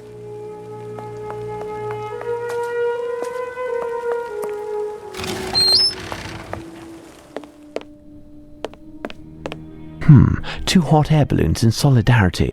The inertia of such a ship necessitates particularly precise and stable flight conditions.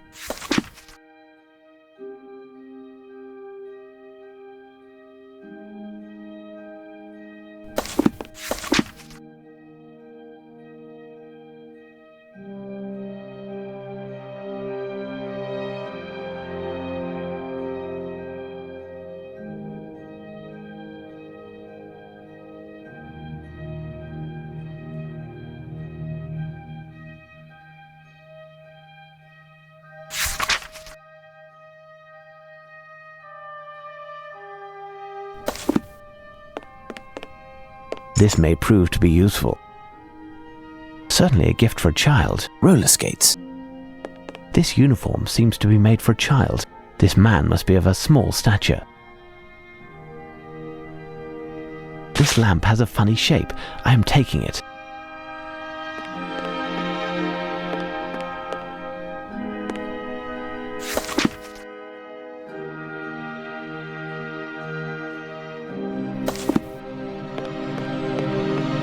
This bed is dusty and must not have been occupied for quite some time.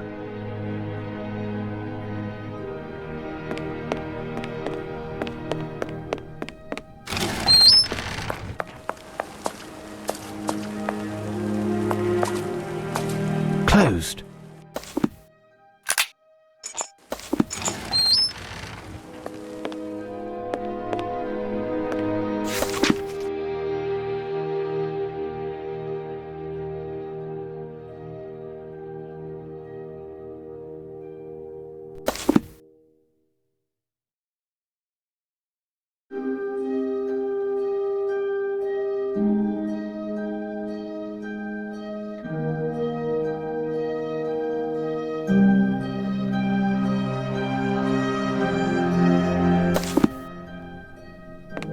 It must be the guard's cloakroom.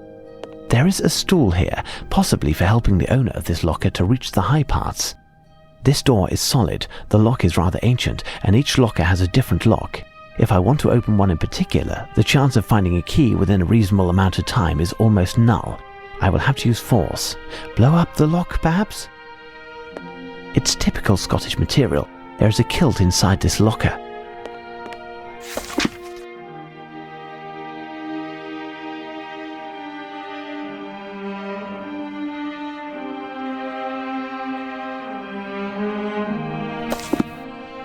This door is solid, the lock is rather ancient.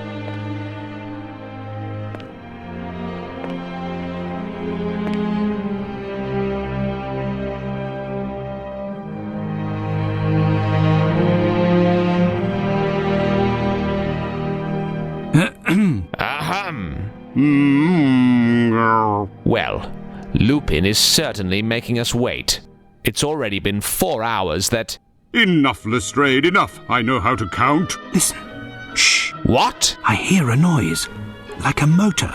A small motor. Well, you have a good ear, because I don't hear anything with this cursed tick-tock. Shh. Keep quiet. There is a strange noise, I tell you. It's true. It's behind the door. Quick, Lestrade, it's him. It's Lupin. What can he be up to? Watch out! I'm going to open the door. I'll see... So, Inspector? What are you doing? Wake up, you lot of bunglers! It was nothing, just the snores of the men on duty. Bravo, Lestrade! You keep your men in line. You ought to congratulate Dr. Watson. A bit more and it would have been the longest police hideout of all time. Calm, gentlemen. Calm. Lupin won't be long now.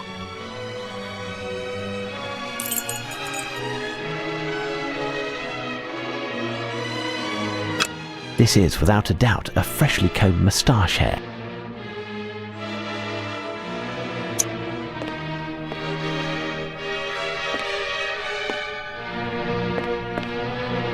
Green paint.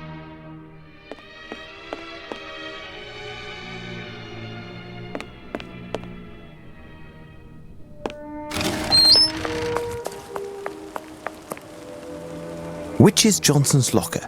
Where is it in the locker room? Don't know. I never pass it. Where is your locker and those of the wardens that you know? My locker. It's the fourth on the left, next to Bell and the new. Opposite the fellow who is on duty with me. Willoughby is closest to the entrance. At the back is Dirty Flint. Oh, his locker stinks, and nobody wanted to be next to him.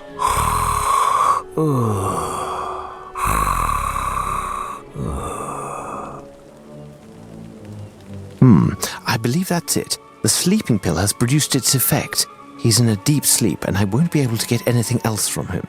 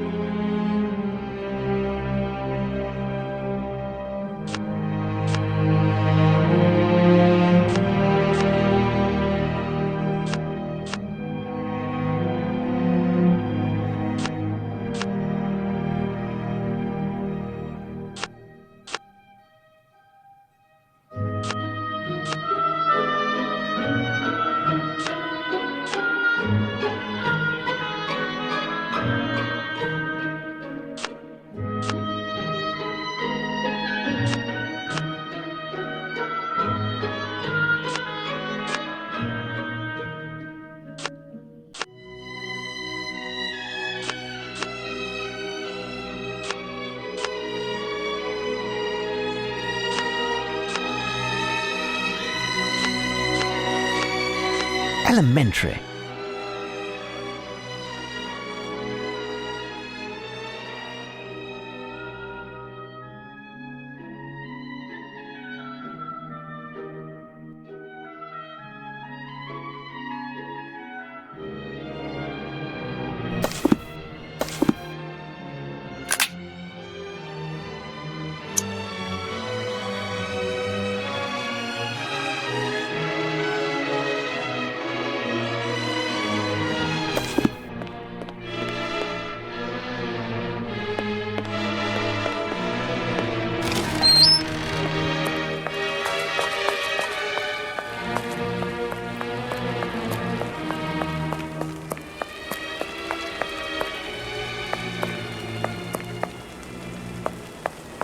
Closed.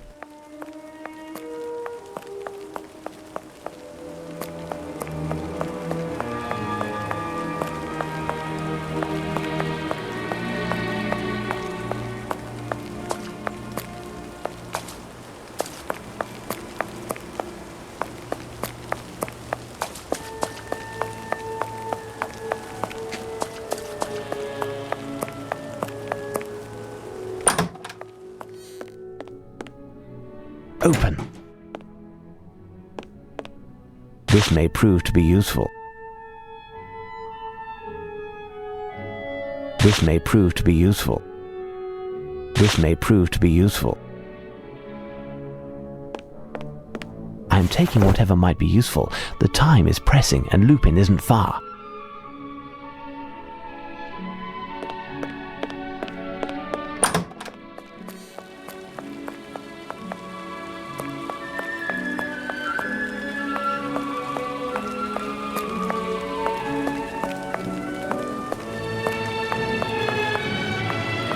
closed.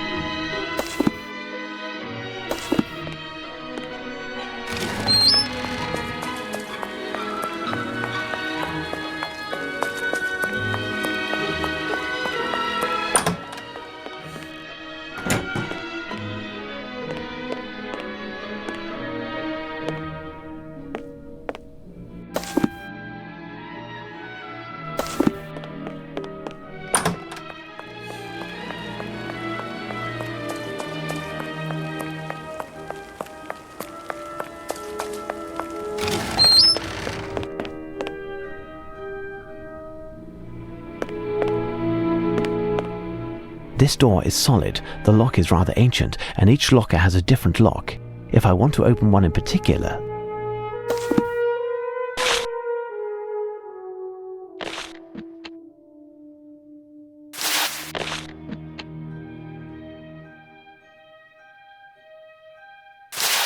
I will have enough gunpowder to blast open one locker. I must be sure of which one.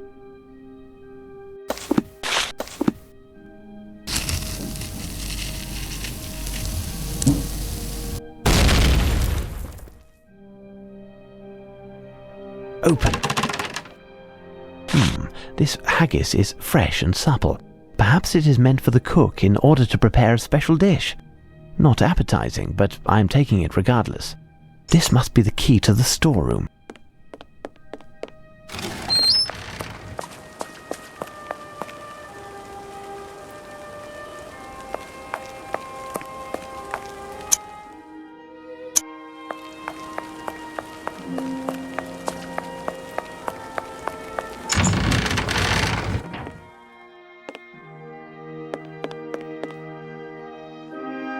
Smith looks to be unconscious. Is there a chance of waking him up? Water. That's it. Hickman fell asleep quite gradually, probably under the effect of a strong narcotic. The prints on the ground in front of the storeroom made me think that Smith was knocked out and not drugged. Thus, only a bit of cold water was necessary to awaken him. Smith, wake up. Do you hear me, Smith? It's Holmes.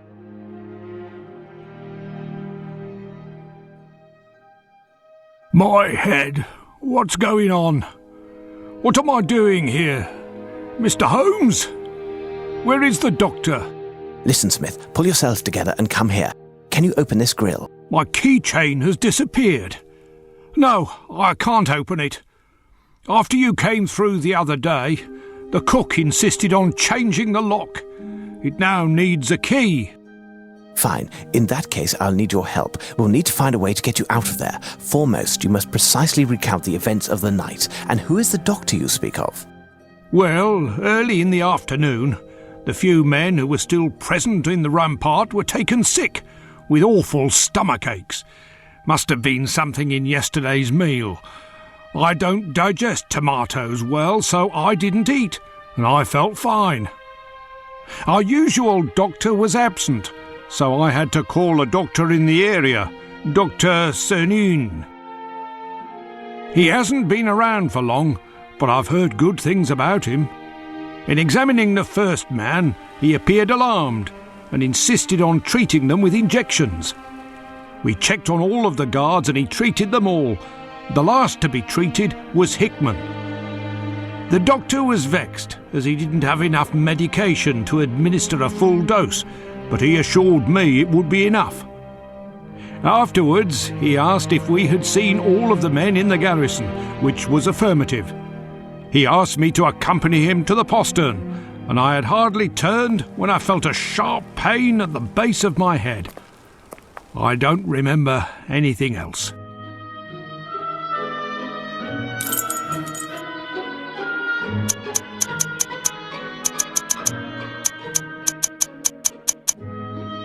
I am beginning to see.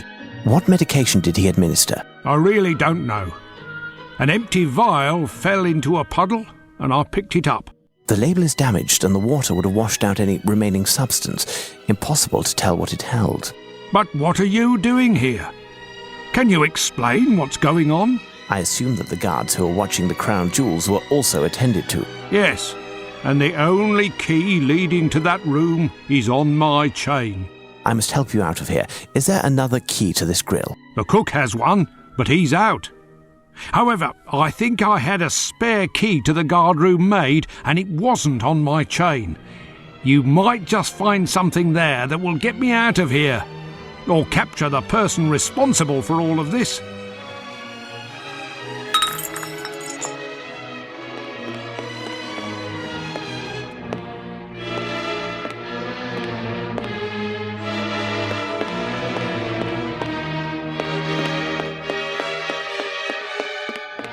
The lock of the grill has been changed, and I can no longer open it.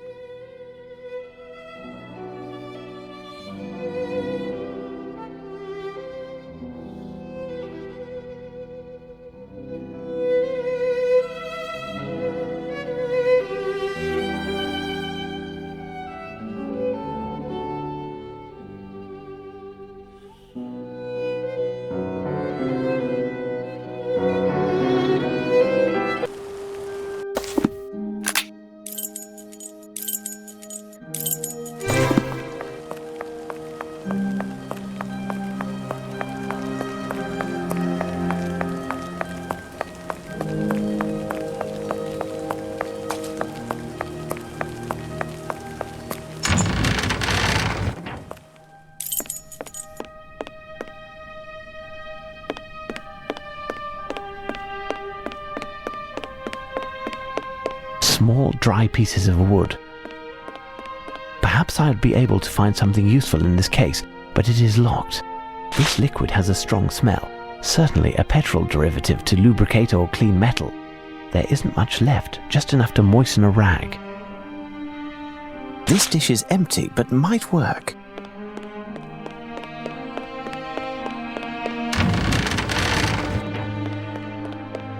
It's the door of the Queen's jewel house, and it is quite solid. Was that the sound of a saw from behind the door? Lupin could be finished in his work any moment. I must make haste. Look, this warder must have lost this key in falling. What could it be for? If I am to believe the tag on his uniform, this warder is called Summerby. Apparently he was also taken care of by the doctor, Dr. Lupin.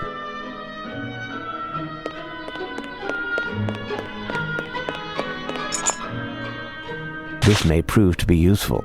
This may prove to be useful.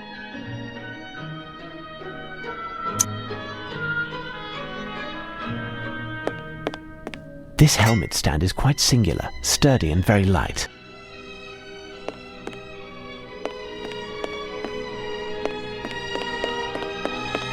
The interior diameter of this cannon is approximately 2.5 inches. This served to store the exact quantity of powder necessary to load the cannon.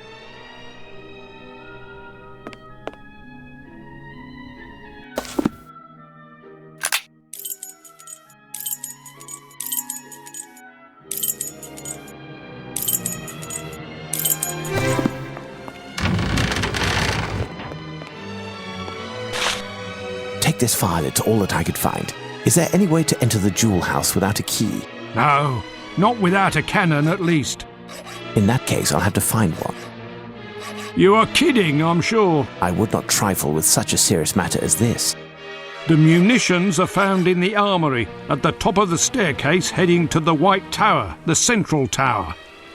Apart from the one on my keychain, the other key is found in one of the service buildings, and it will be far too complicated to tell you how to locate it. Pray, release yourself as quickly as possible. Go find the key and open the door of the armory for me. I will join you there. Is that your scarf over there? Can you please pass it to me? My daughter just finished knitting it. She should start knitting another, because before entering the jewel house, I must block Lupin's retreat.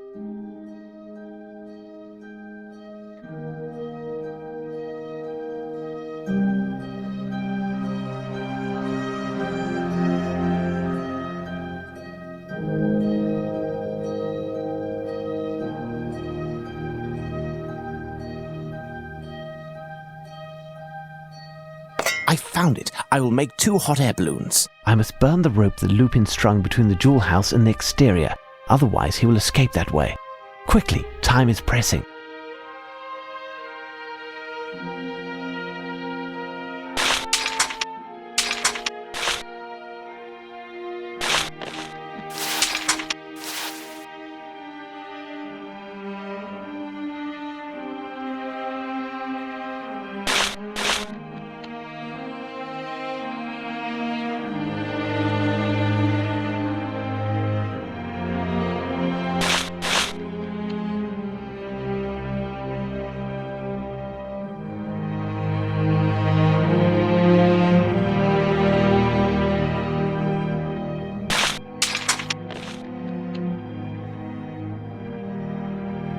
Now I must find some fuel for my hot air balloons.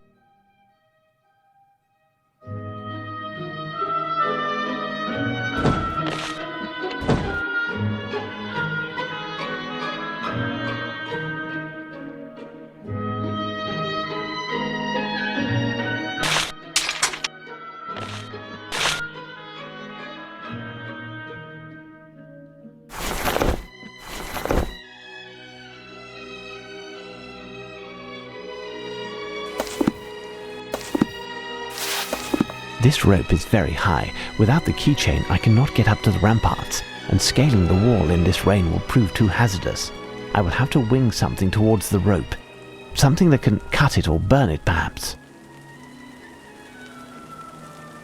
I must burn the rope that Lupin strung between the jewel house and the exterior, otherwise he will escape that way.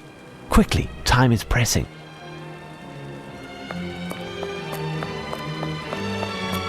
This rope is very high.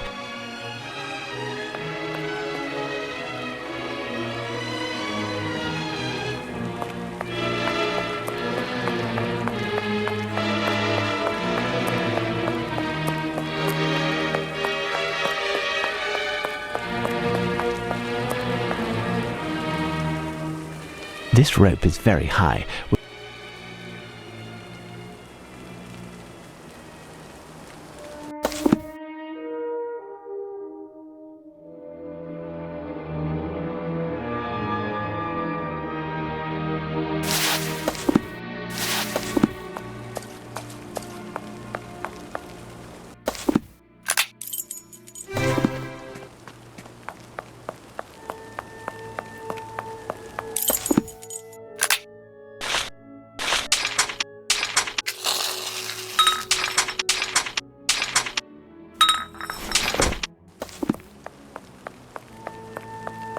I must burn the rope that Lupin strung between the jewel house and the exterior, otherwise he will escape that way.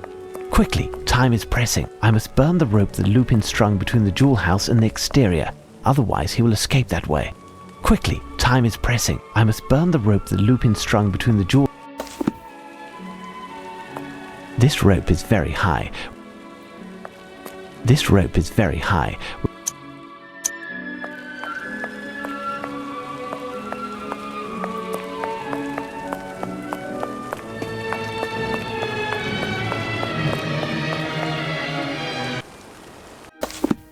I must release my hot air balloons in precise order. I will ignite my balloons as soon as I release them. Watch out, they're off.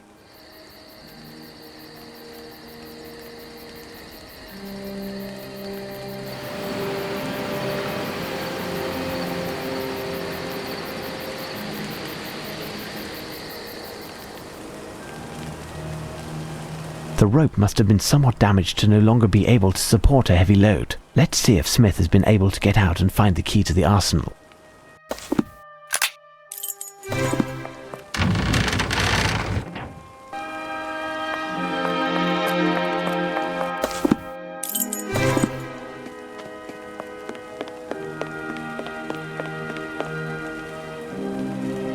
I've been working as quickly as I could, but my old arms have been shaking like leaves with the effort.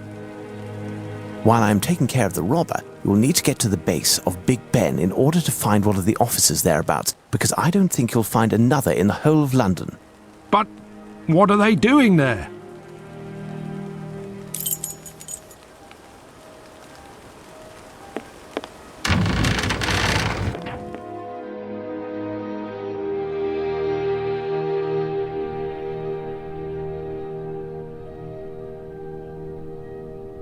Enough already! Enough! Prime Minister, Where is he then, this Lupin?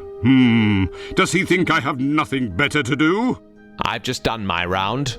You wouldn't believe, but there's a mob of journalists down there. Well, that takes the biscuit. It's not surprising. Half the force has been kicking their heels in front of Big Ben for the past 8 hours.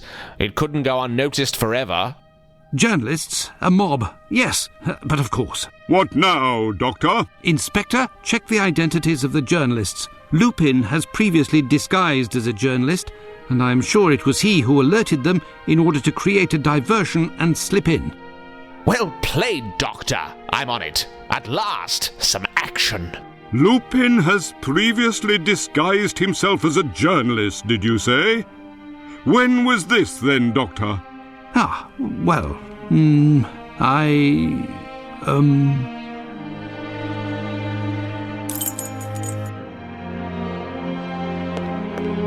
Curious, one of these glasses, which resembles those in a chemist's laboratory, reads 2.8 ounces. The other gradings have been erased. This may prove to be useful. A small barrel of powder.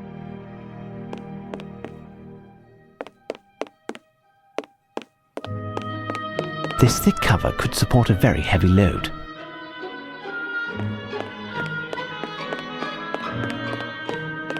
These cannonballs have a diameter of 2.5 inches. These cannonballs are very heavy. I can only take one at a time.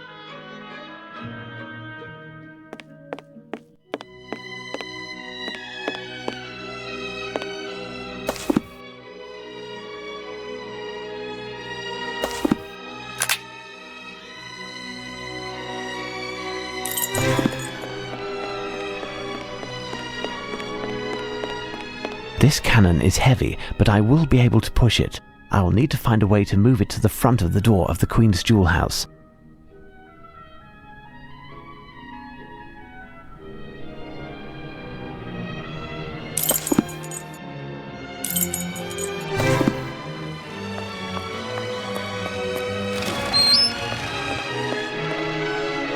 Certainly a gift for a child. Roller skates. This may prove to be useful.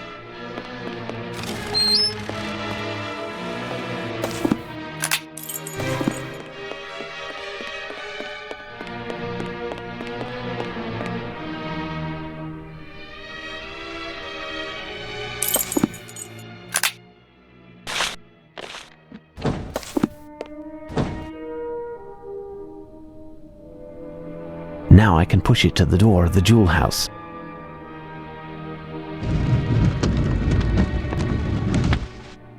The stairs are preventing me from getting past. How can I mount them with my artillery?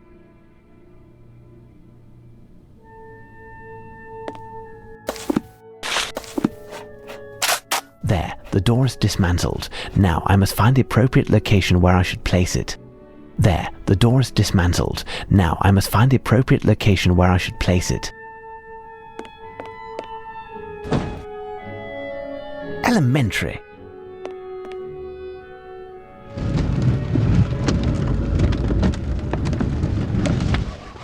There, now I am in firing position, and there's nothing more to do but load this cannon.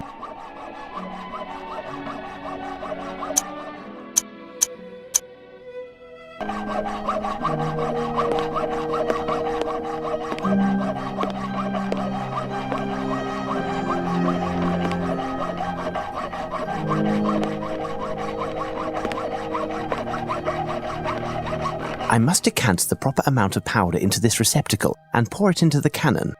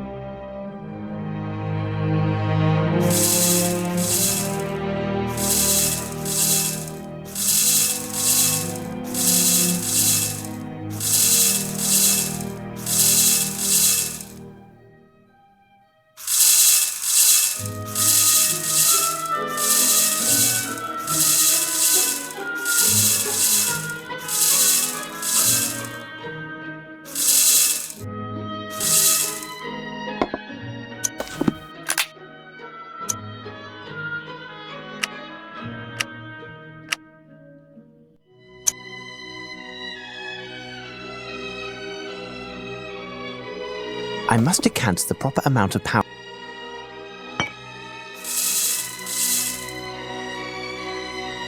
Elementary.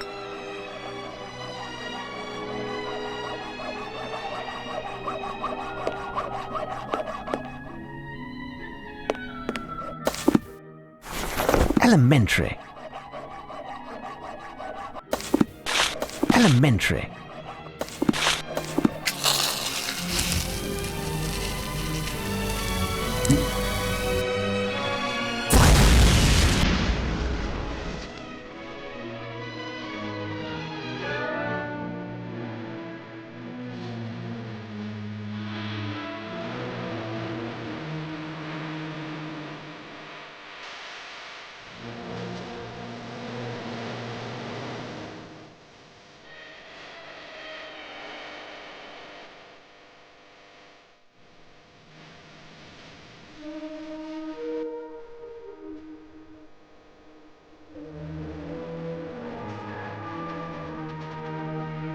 If I were you, Lupin, I wouldn't take that path. As you can surmise by the plumes of smoke emanating from the rope originating from this window, it, let's say, suffered by my hand, and there's no chance that it'll support your weight nor the items that I imagine you to be carrying.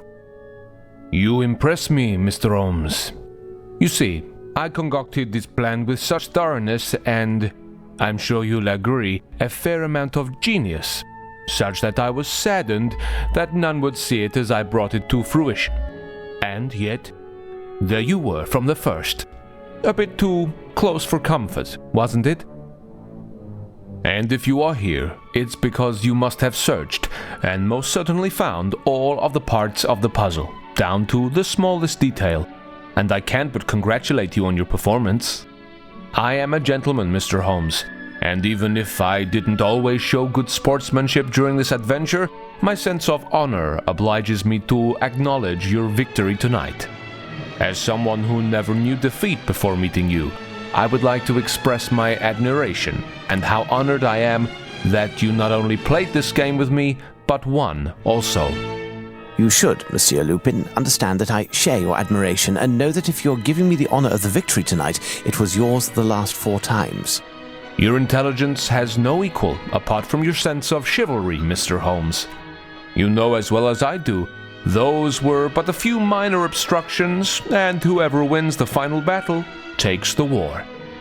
Despite everything, our camp suffered some losses, the gravity of which could have been fatal if they had been made public.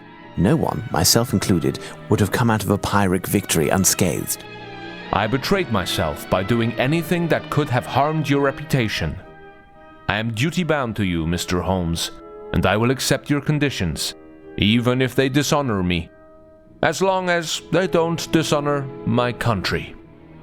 You managed, thanks to your remarkable intelligence, to deny me any margin of maneuverability to decide in advance should we find ourselves in the situation in which we are. It was a chess match, and there is nothing remaining on the table but the 2 kings. This is a classic stalemate, wouldn't you agree? You will find at this address a master's painting, a great rock, and a few birds. As for what Her Majesty wished for me, I had no choice but to give it to her at that very instant. Once again, I am at a loss for words to express the pleasure that I took from this adventure with you. Even if it costs me, I promise, on my honor, that I will never publicize the account of what took place. We shall not meet again, my friend, but know that during the past few days, your presence in our soil did as much honor to your country as ours. Safe journey, Monsieur Lupin. What? You'll let him leave like that? What choice did I have, Watson? Look at the whole picture. Lupin's real intent was to steal the crown jewels.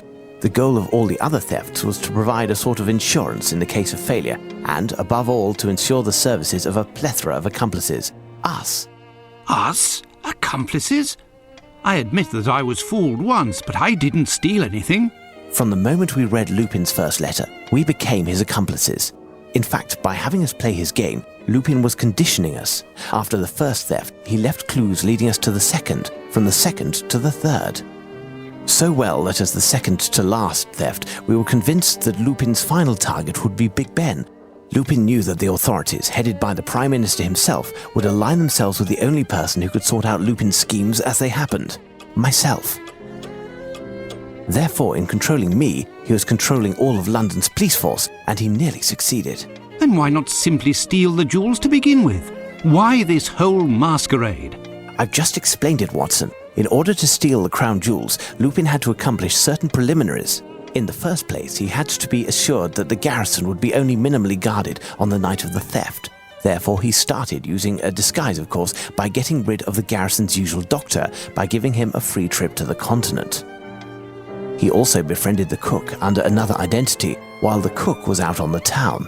Thus, he was able to suggest a specific recipe for a specific date, the eve of the jewel theft.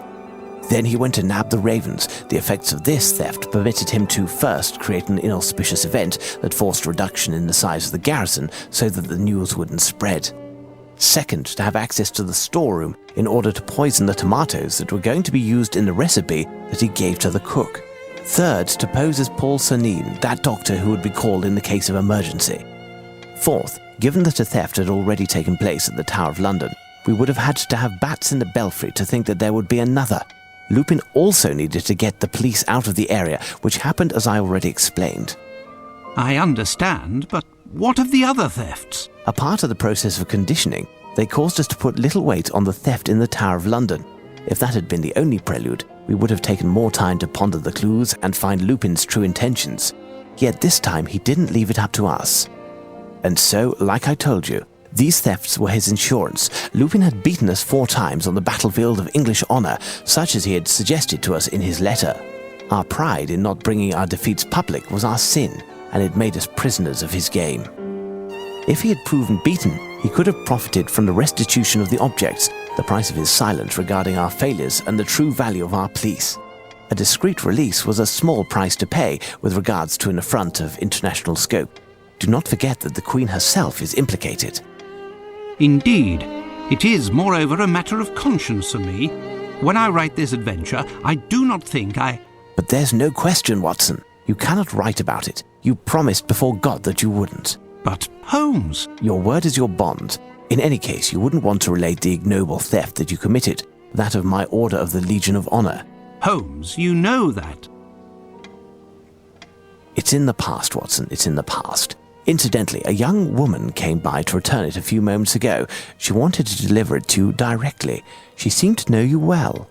A young woman who can be found at the Golden Lion, am I right? She doesn't seem like your usual client, unless, of course, you were the client in this case. What do you say, Watson?